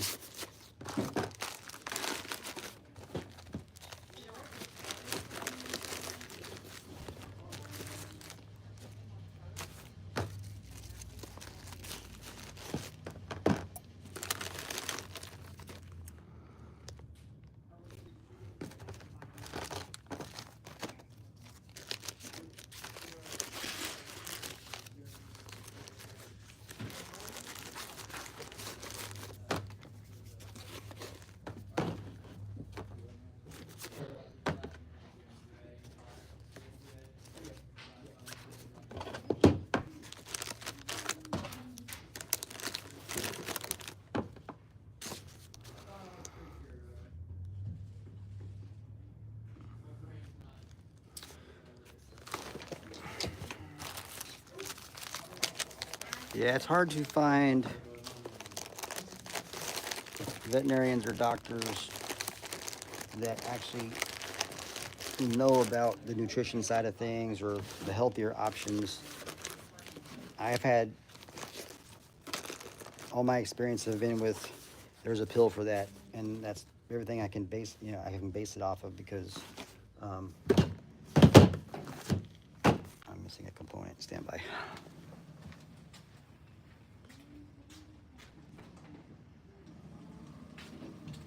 Yeah, it seems like a pill. This pill will fix everything.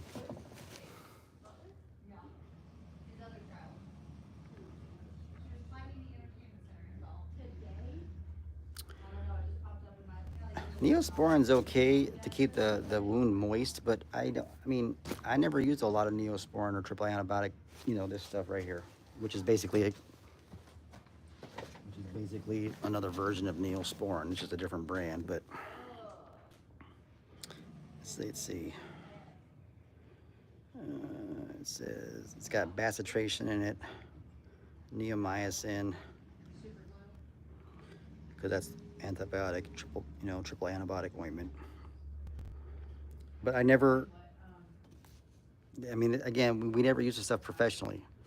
Anything there was a wound, it was a dry sterile dressing. So I'm not saying this stuff doesn't work, but I don't have, other than using it on myself, it's really hard to say.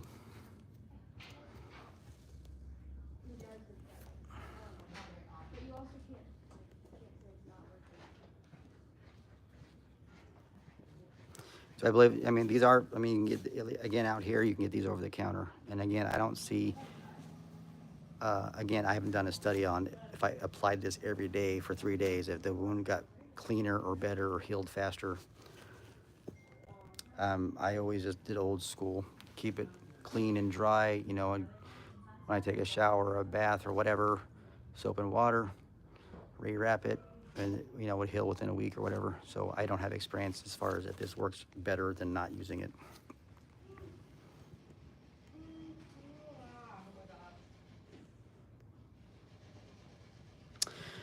Theoretically, hydrogen peroxide does eat at your tissues, but at a microscopic level. But it's eating all the bad tissue. It's kind of like when you put leeches on you, it eats all the bad stuff. Again, I don't have a lot of scientific experience on whether it's good or bad. It could be just the fact that that's what I always did when I got a brand new scrape or cut. I would put the peroxide on. If it does more harm than good, I honestly don't know because they don't have any experience of them using it, but I don't know if I hurt myself. I didn't feel like I was hurting myself. Some people gargle hydrogen peroxide. Some people just put hydrogen peroxide in their ears for their earwax, so it eats all the earwax faster. I honestly have no idea.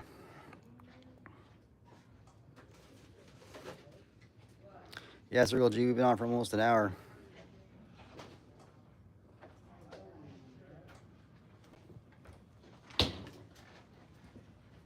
Yeah, but I wonder how much strength that antibiotic effect is in those over-the-counter gels, though. Is it really doing a lot of good? I don't know. Maybe it's different over there in Europe.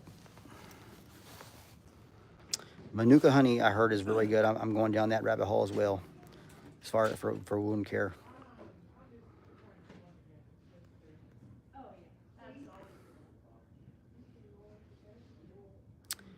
Rodolfo, I agree. I don't see anything better being than a raw diet, that those animals are carnivores.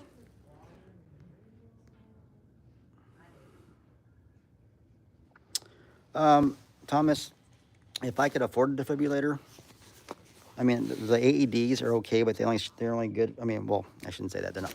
They only recognize 2 rhythms: pulses, VTech, and VFib.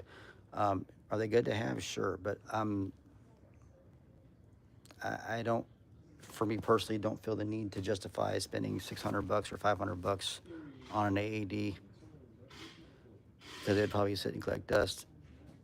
But again, if you don't have it and if you don't have it and you need it, then yeah, you're screwed. But I am near them all the time, so I'm not going to buy one when I'm near them. So I have easy access, is what I'm trying to say.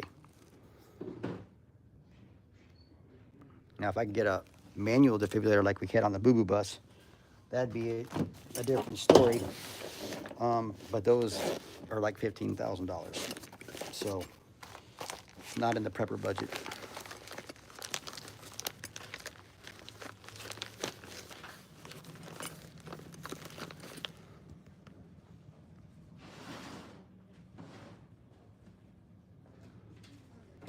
I agree, Circle G. Yeah, high level Manuka is super expensive, especially if you get that real good shit from New Zealand or whatever. I have a couple jars of that stuff again when I was doing my preps when I was making really good money, and started my prepping life, I guess, back in the, I don't know, 10, 15 years ago. I started buying all that stuff.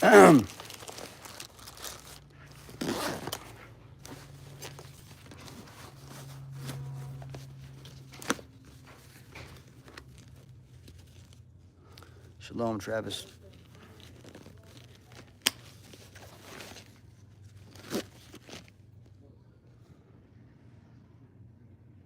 A Life Pack 12, huh? Yeah, well, until I build my wife her kitchen, I'm not allowed to buy anything. Because if I don't build her a kitchen soon, she's gonna have a stroke. But yeah, I haven't seen a Life Pack 12 in a long time.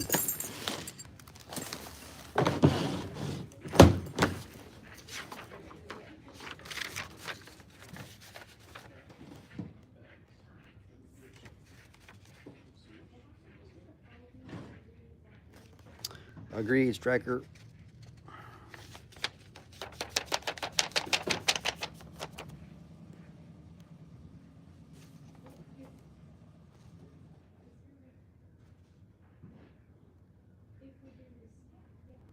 Nice, Circle G.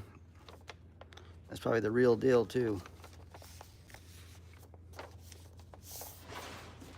I have no experience with Zolls. Not saying they're bad machines, but I have no experience with Zolls. But again, that is not in my budget right now until I finish building my wife's home. And that's where all my money goes.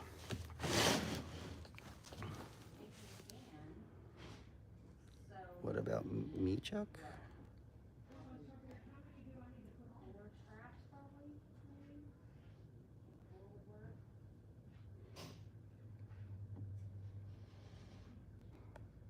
Oh, dude, totally, Jason. We've been camping for a long time since we moved out here to the sticks, and she's kind of over it. She wants some modern amenities. She's tired of the whole camping shower and the camping kitchen.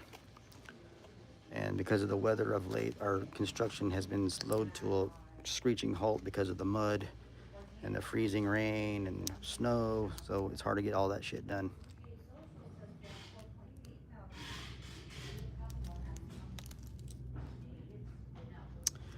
Oh yeah, my wife is not liking this cold weather. So she has to experience it. I never, ever, ever, unless it was the last option, used hand sanitizer. People, you know, again, everyone's skin's differently, but if you're a germaphobe or whatever and use that shit too much, it's gonna dry the shit out of your skin. You gotta have oils in your skin to keep your, you know, nothing's gonna beat a good hand washing. But again, if you don't have access to warm water and soap and a good scrub, you know, to let that water run for a minute, it's, you know. But yeah, for us on the ambulance, that was like the, you know, a quick fix in case we had something nasty we were dealing with. So EMTs would get whatever a semester in college is, because it was a college course. All of our EMT courses out there until recently were all college level courses or at the college, so they were whatever a semester is. And then back in the day, we had EMT intermediates, which became AEMTs, and then medic school is basically a year and a half, 2 years if you wanted to get. There were some programs that would actually give you a degree in paramedicine if you did the biology and anatomy, physiology, and all that stuff. As far as how they receive the training, so basically they have a day of didactic training, which, you know, death by PowerPoint, and then they'd have a day of lab, where we'd go over, you know, start at the basics. We teach them how to put someone in C-spine, put them on a board, or put them in a neck collar, how to apply a nose noodle or an OPA, you know, just all the tools so they get hands-on experience. And then obviously as they progressed up to intermediate or advanced, we would have stab lab, which is the IV stuff, and then doing supraglottic airways, and then paramedic school, same. In paramedic school, we had the mannequins, you know, those mannequins that can mimic, you know, heart attacks and stuff that were hooked up to the machines. You know, those things were like $10,000, $12,000 mannequins that you could make talk and blink and have blown pupils and whatever, as far as, you know, doing thoracentesis and chest arts and surgical cracks, all that's, I mean, and then and obviously in paramedic school too, we'd get opportunities to go to the medical school and do the cadaver labs.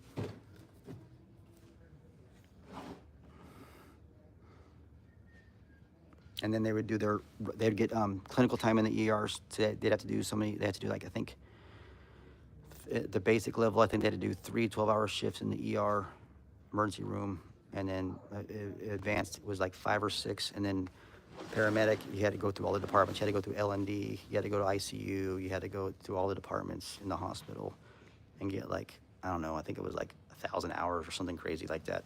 I don't remember, it's been a long time. You had to deliver, you also had to deliver, you had to do a vaginal delivery in the L&D to get signed off on that part of your schooling.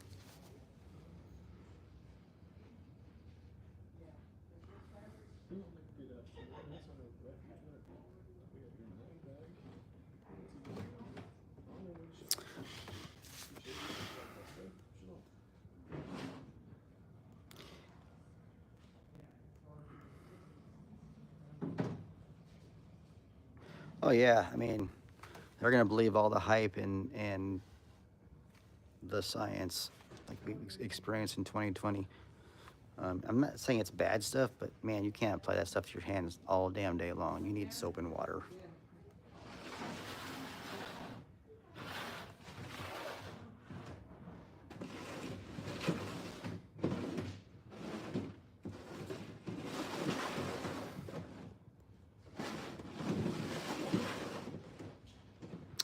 Homestead, Bob told me about that class, and since Bob's out doing extracurricular stuff, I haven't had a chance to follow up with him about that.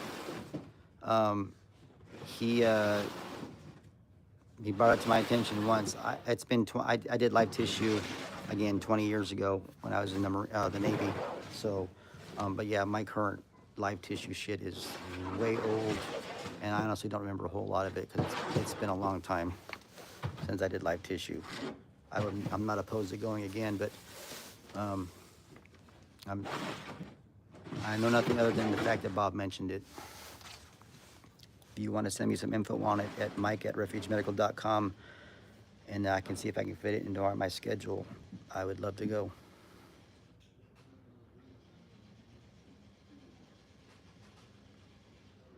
SLS, what's up?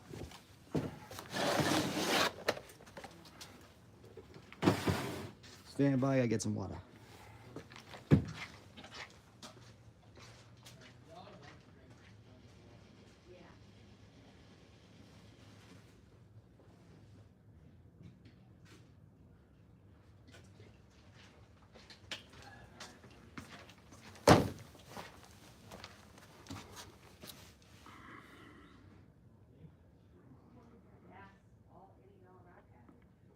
I just don't know when I'm going to see Bob. He's, like I said, he's off doing some extracurricular stuff, and he's kind of off comms and has not been in the store. So if you don't send it to me directly, I'm not going to honestly know about it. Like I said, the best way to get it to me is mike@refugemedical.com, because Bob is kind of out of the office right now in all aspects of that word. He's just doing some other stuff.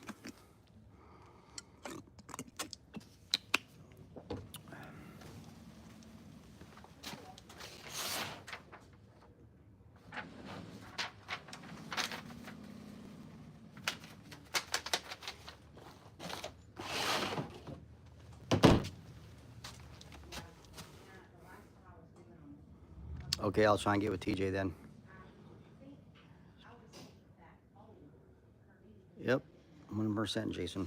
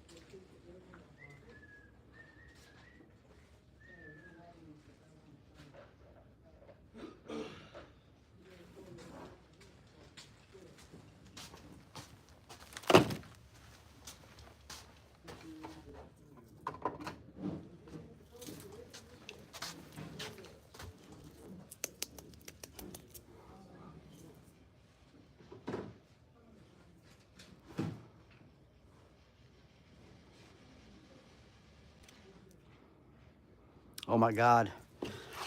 The rule of the threes. God, I heard that in a long time. Yeah, I mean, those aren't, I'm not saying they're right or wrong because I don't remember. But yeah, not washing your hands, flies, and feces are absolutely going to make you sicker than a dog.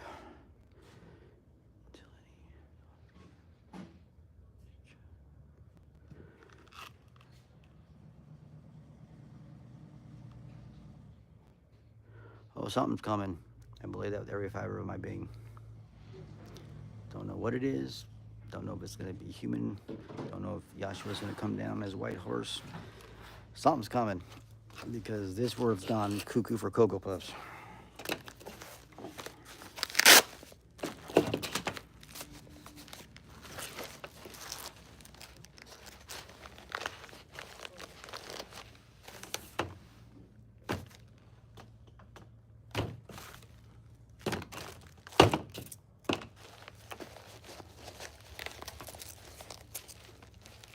There's a laceration. I mean, it's a good deep laceration. You could use a skin. Well, I can say too deep because it's really deep. You're probably gonna want to do sutures versus a stapler. It's just a quick. To me, it's a quick fix.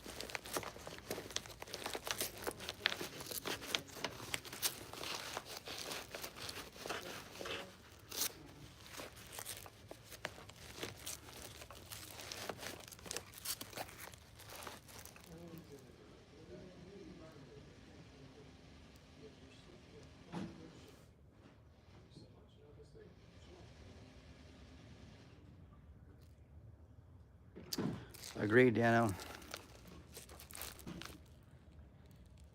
Yeah, that flu thing is going around, and I guess now apparently there's some parts of the country that are getting the measles. I don't know how my immune system is now because I never got the Charlie Victor 19, and I was out in the field every day as a frontline responder. I don't know if it was just my natural immunity or what, but I never got sick with all that crap going around. And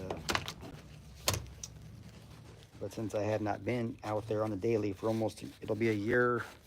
Actually, it'll be a year the week of the ruckus since I retired, or since I came out here.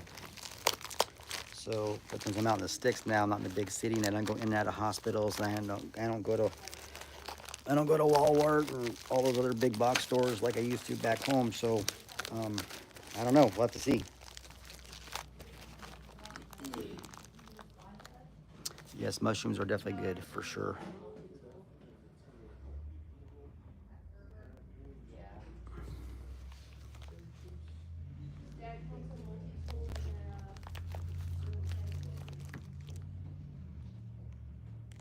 Oh yeah, dude, the trash and the human waste. I was just telling. It's funny. I was telling someone in the tribe the other day about how we were one time in Iraq. I had to babysit Marines.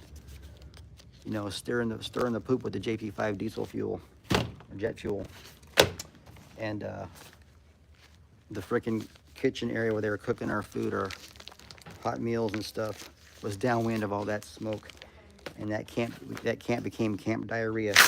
We were so freaking sick for like 3 weeks, pissing out of our ass, puking our guts out. It ain't, I mean, Papatas, it doesn't feel good, but it's not as bad as getting your ear pierced or your nose pierced. I mean, it stings. I've never done it to myself. I had it done to me, but I mean, it doesn't feel good, that's for sure.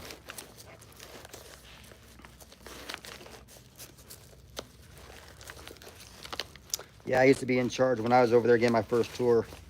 I was one of the guys in charge of the water bowl. Had to put the hyperchlorite, the perfect mixture for the water bowl. But even then, you know, it's like drinking chlorine water. It tasted like ass, but, you know, it was that or iodine pills.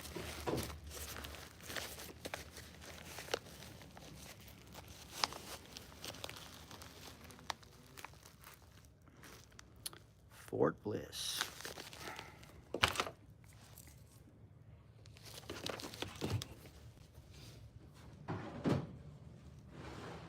Yep. know exactly what I'm talking about, Striker.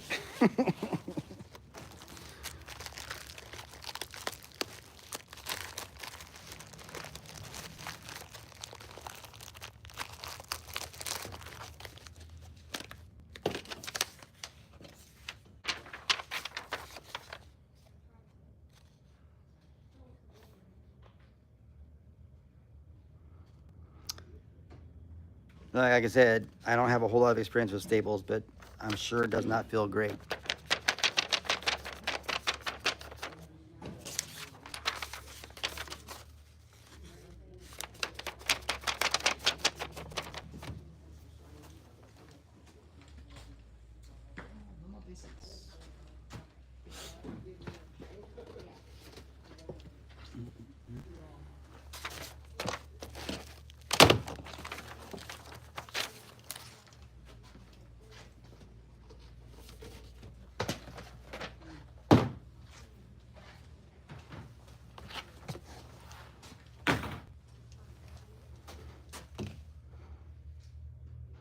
What is my medical EDC?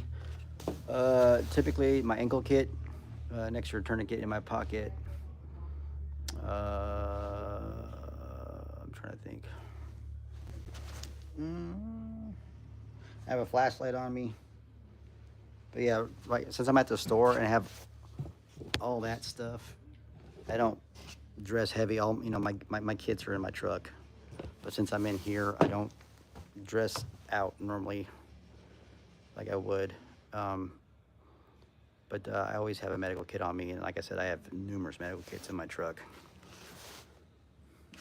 I have a big trauma bag, I have a big stomp bag type kit, and I have probably 10 or 15 bare effect variations.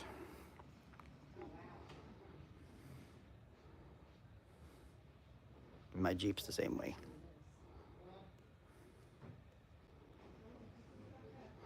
I'm a medical kit nerd. I'm not gonna lie.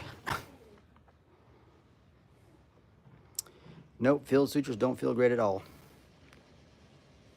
I remember when I was in Iraq in 03, one of the, oh my God, it's been so long.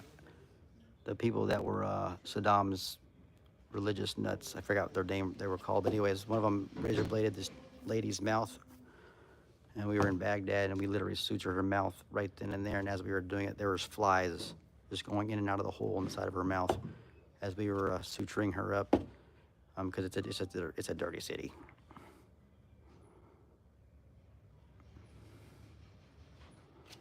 The bath party, thank you, Dano.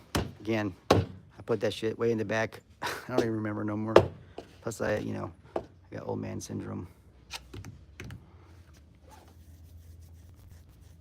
I mean, it was crazy because they were doing those big old meats on a stick. What are those things called? Where they're just shaving that meat right there on the sidewalk. Flies everywhere, and literally right across the street was a junkyard or a bunch of trash, literally 50 feet across the street, and they're just cutting up that meat. Flies everywhere. It was gross.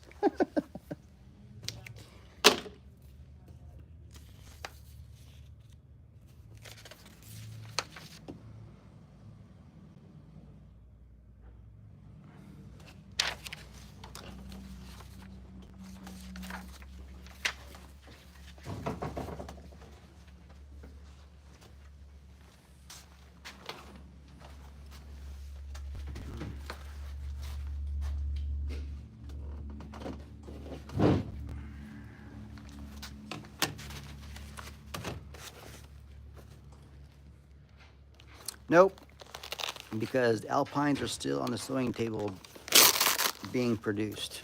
I don't have any Alpines on the production line yet, but those are being built as we speak. The only one I have is the one that we built a few weeks ago that Bob and everyone showed on the internet. If you want, I can bring those over here and show them to you.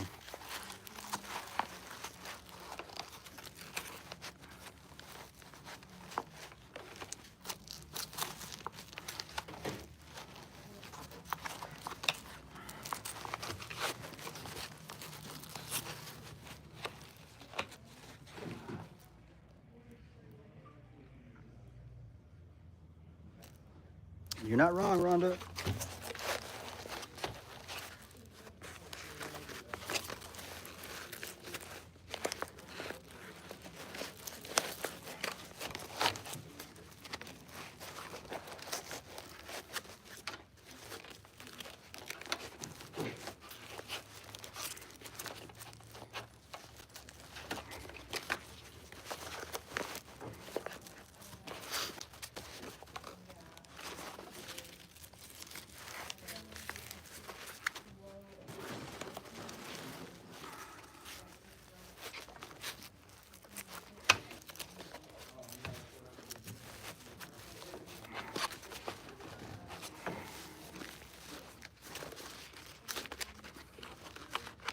National birthday.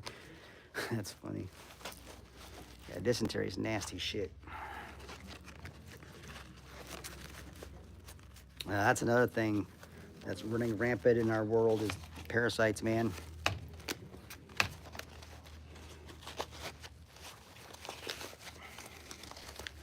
And that's another thing I learned when I went to that homeopathic med school is about parasite cleanses, and I had no idea on how important doing those are based on the type of lifestyle we live or the foods we eat.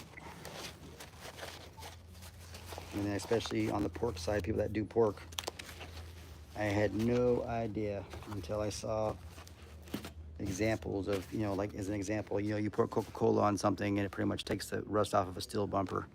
Well, if you pour Coca-Cola on like a ham steak, you will see the little wormies come right out of the meat. And that ruined it. That's another thing I was thankful for. I stopped eating ham and pork because they're dirty animals. But it doesn't matter how much you cook that pork, there's still parasites in that meat. And believe it or not, I'm gonna go down a rabbit hole. And that's not a bad rabbit hole, but most tumors, or some tumors, I don't say most, but some tumors or a lot of tumors have been misdiagnosed by some doctors that have done research on this. They are parasitic sacs. And people go through chemo and all that horse shit, and it's actually a parasite infestation and not an actual tumor.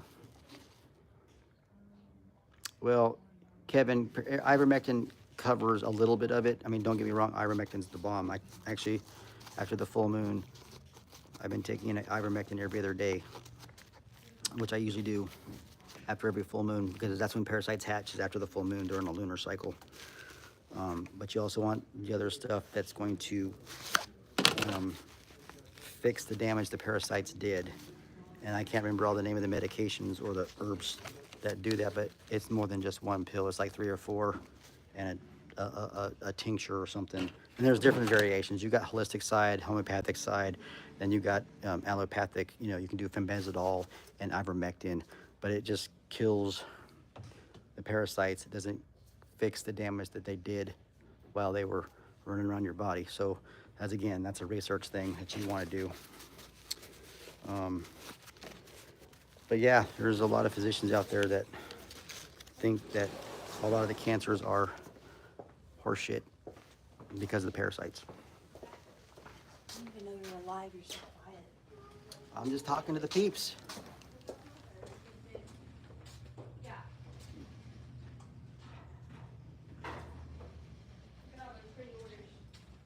Yep.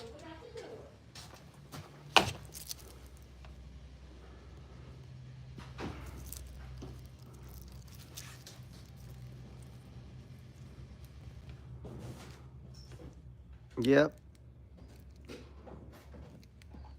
Yeah, I had no idea. Any recommendations on for? Again, I don't have it all. I can't give you verbal vomit because I don't have it memorized. I have the recipes at home. There were some people on a couple live streams ago that sent me an email. I sent them basically a link to my Dropbox cloud with all of stuff like that in it. It's got holistic recipes and homeopathic recipes and tincture stuff and whatever. But there's a lot of different recipes that all do the same thing. So homeopathic medicines are they're kind of in the holistic family, but they're not. Homeopathy derives from a plant-based or mineral-based substance that they called potentize. And what they do is they get like the strongest, the mother tincture. So they get a mother tincture, and then they will put it on the basically, well, you can get gummies or tabs, or they're little sugar balls, basically sucrose balls or whatever. And they're like really itty bitty. They're like, you know, the size, you can get them the size of a sesame seed all the way up to like a, here, I'll show you, hold on.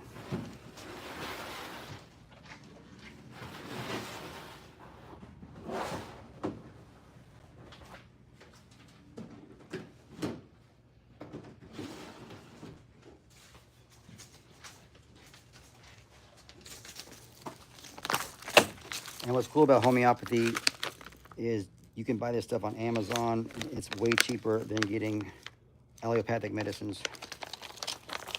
All right, so this is a tube of hypericum. No, I can't see it. Anyways, so basically, there are little sugar tablets in there, and what they do is at the pharmacies, they spray the solution on these little sugar pellets. I don't know how the hell I'm going to show you this because they're so tiny.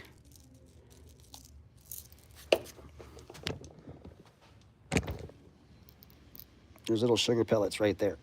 Those are saturated in the solution, and each time you succuss it, or you basically, let's say you put the mother tincture in, like, so here's how you make a big solution. So you get the mother tincture, you get 1 part mother solution, mother tincture, and you get like 9 parts of, I use Everclear.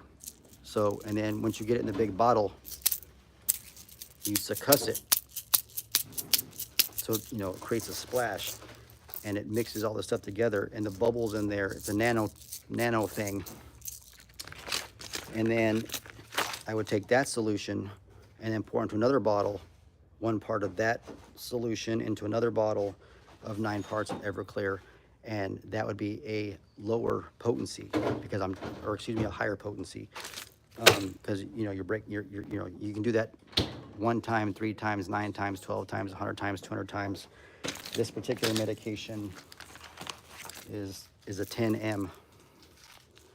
So this thing has been cussed 10,000 times from that process I just told you. But this is considered a high potency nerve pain medication. So, but it's not medical advice, no. But they're asking me how homeopathy, the medication works. So again, that's how they make the medicines. But again, homeopathy is not a one-all fix all. They, but that's how they make some of the medicines from the mother tinctures. And then obviously you have to know what that mother tincture's main plant or main root or whatever, how it affects the body. So I have, like I said, probably tens of thousands of these, plus I have the actual mother tinctures from the pharmacy. So I can actually make my own medicines now and on certain remedies because I have the mother tincture. And it's only $8 for the bottle. And for that $8 bottle, I could probably make 10,000 of those because I have blank pellets. I can make, off of one $8 bottle, I can make 10,000 plus bottles. And those things these probably come with, I don't know, 300 pellets in them. So I can make 10,000 of these off of one $8 bottle. These things alone on Amazon, once you learn what each medication does, they're like $6 to $8. It's cheaper than Motrin. You know, arnica is the most popular homeopathic medicine out there. And you have Apis for like allergic reactions, which is not as strong as epinephrine, but it has the same effects. Thoughts on peptide use?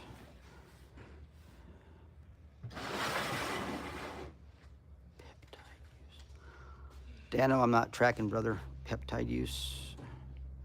I don't know anything about peptide use. Collagen peptides have helped me with some joint issues. Oh! Dude, I'm not reading this right.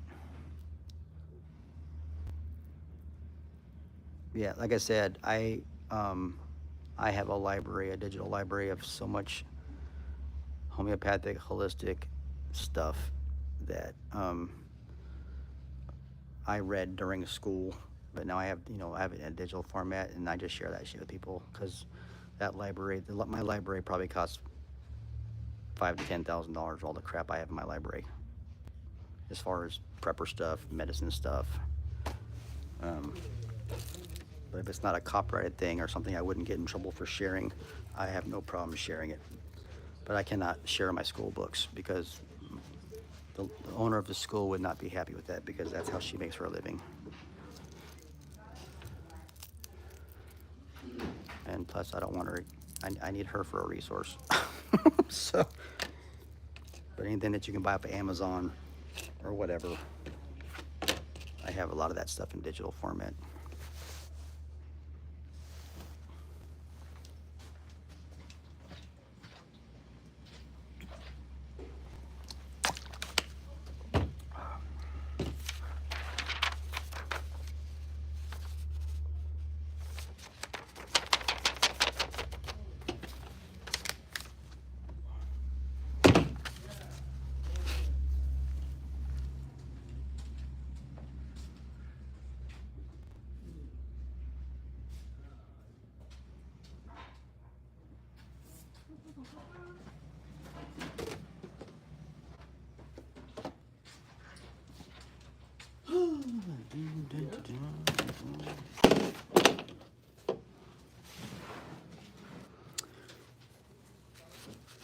Looks like everyone's getting tired. Or I'm getting boring, which is possible too.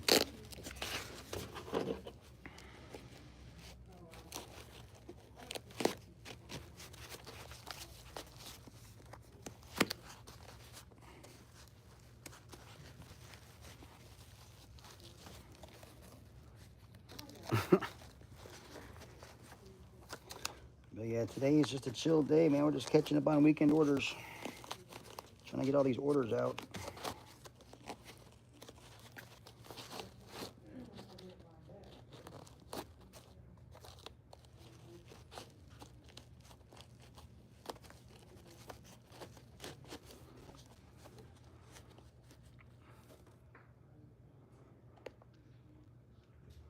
Yeah, federal holiday. I don't know if you watched TJ this morning, but yeah, we're making sure President Elon's doing okay, apparently. All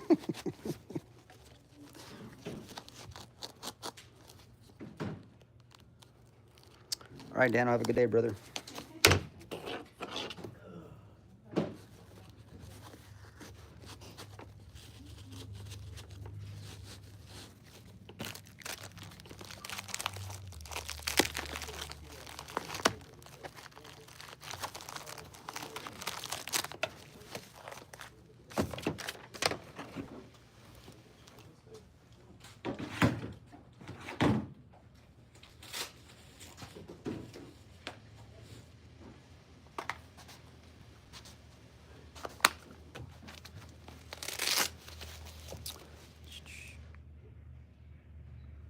Cows are a-holes.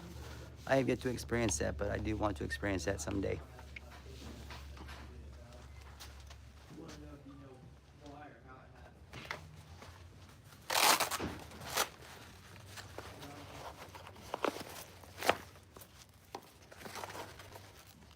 There's a guy I see on Instagram, it's like Ford 3D parts or something like that. And he's always going out into his field and he calls his cow Big Ron or something, and he's always destroying the cage that holds his hay and shit.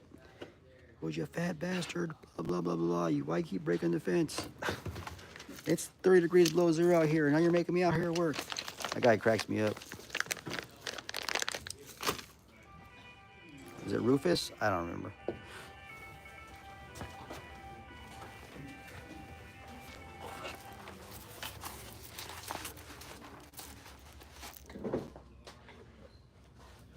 Medical for refugees. Rab, I have no idea what you're talking about, brother.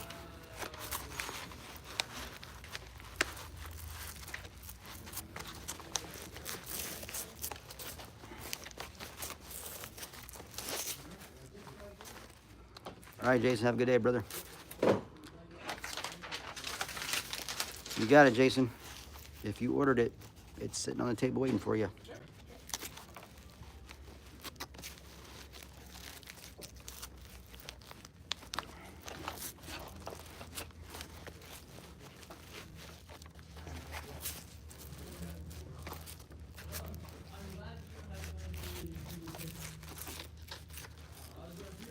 Oh, sorry, Rab. I'm trying to do 3 things at once, and it's hard to keep track of this and make sure I do this right so it's not crooked, and trying to use my brain, dusting out the cobwebs.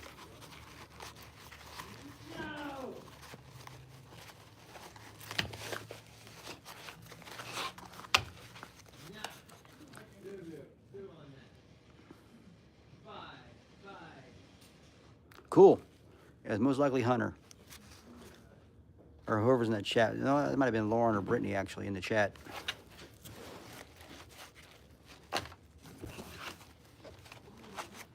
Whoever answered the chat for the M81, they said thank you.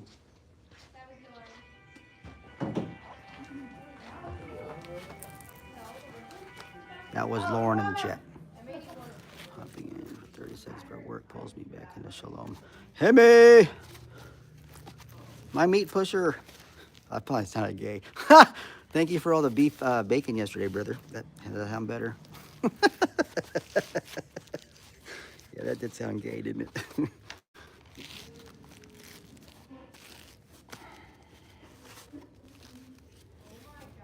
The beef. I know, that's why I realized it after I said it. That does sound kind of gay. G-H-E-Y.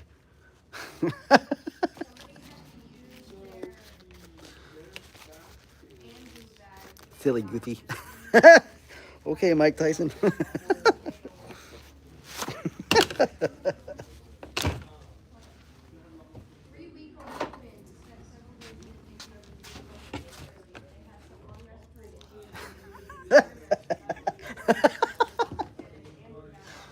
Yeah, that took it a whole different level, Kevin. Oh, man.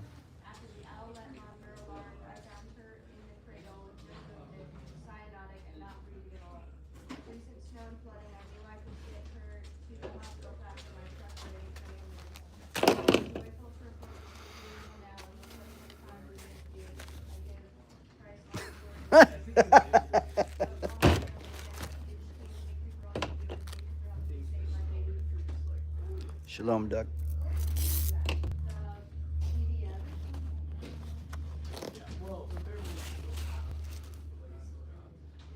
Hemi, back to the grind, brother. Shalom.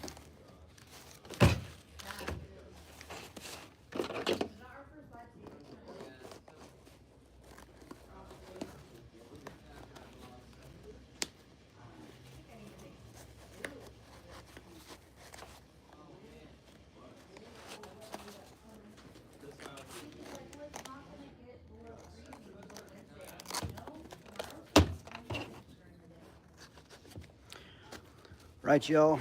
It's time for me to get off this thing so we can crank out all these kits.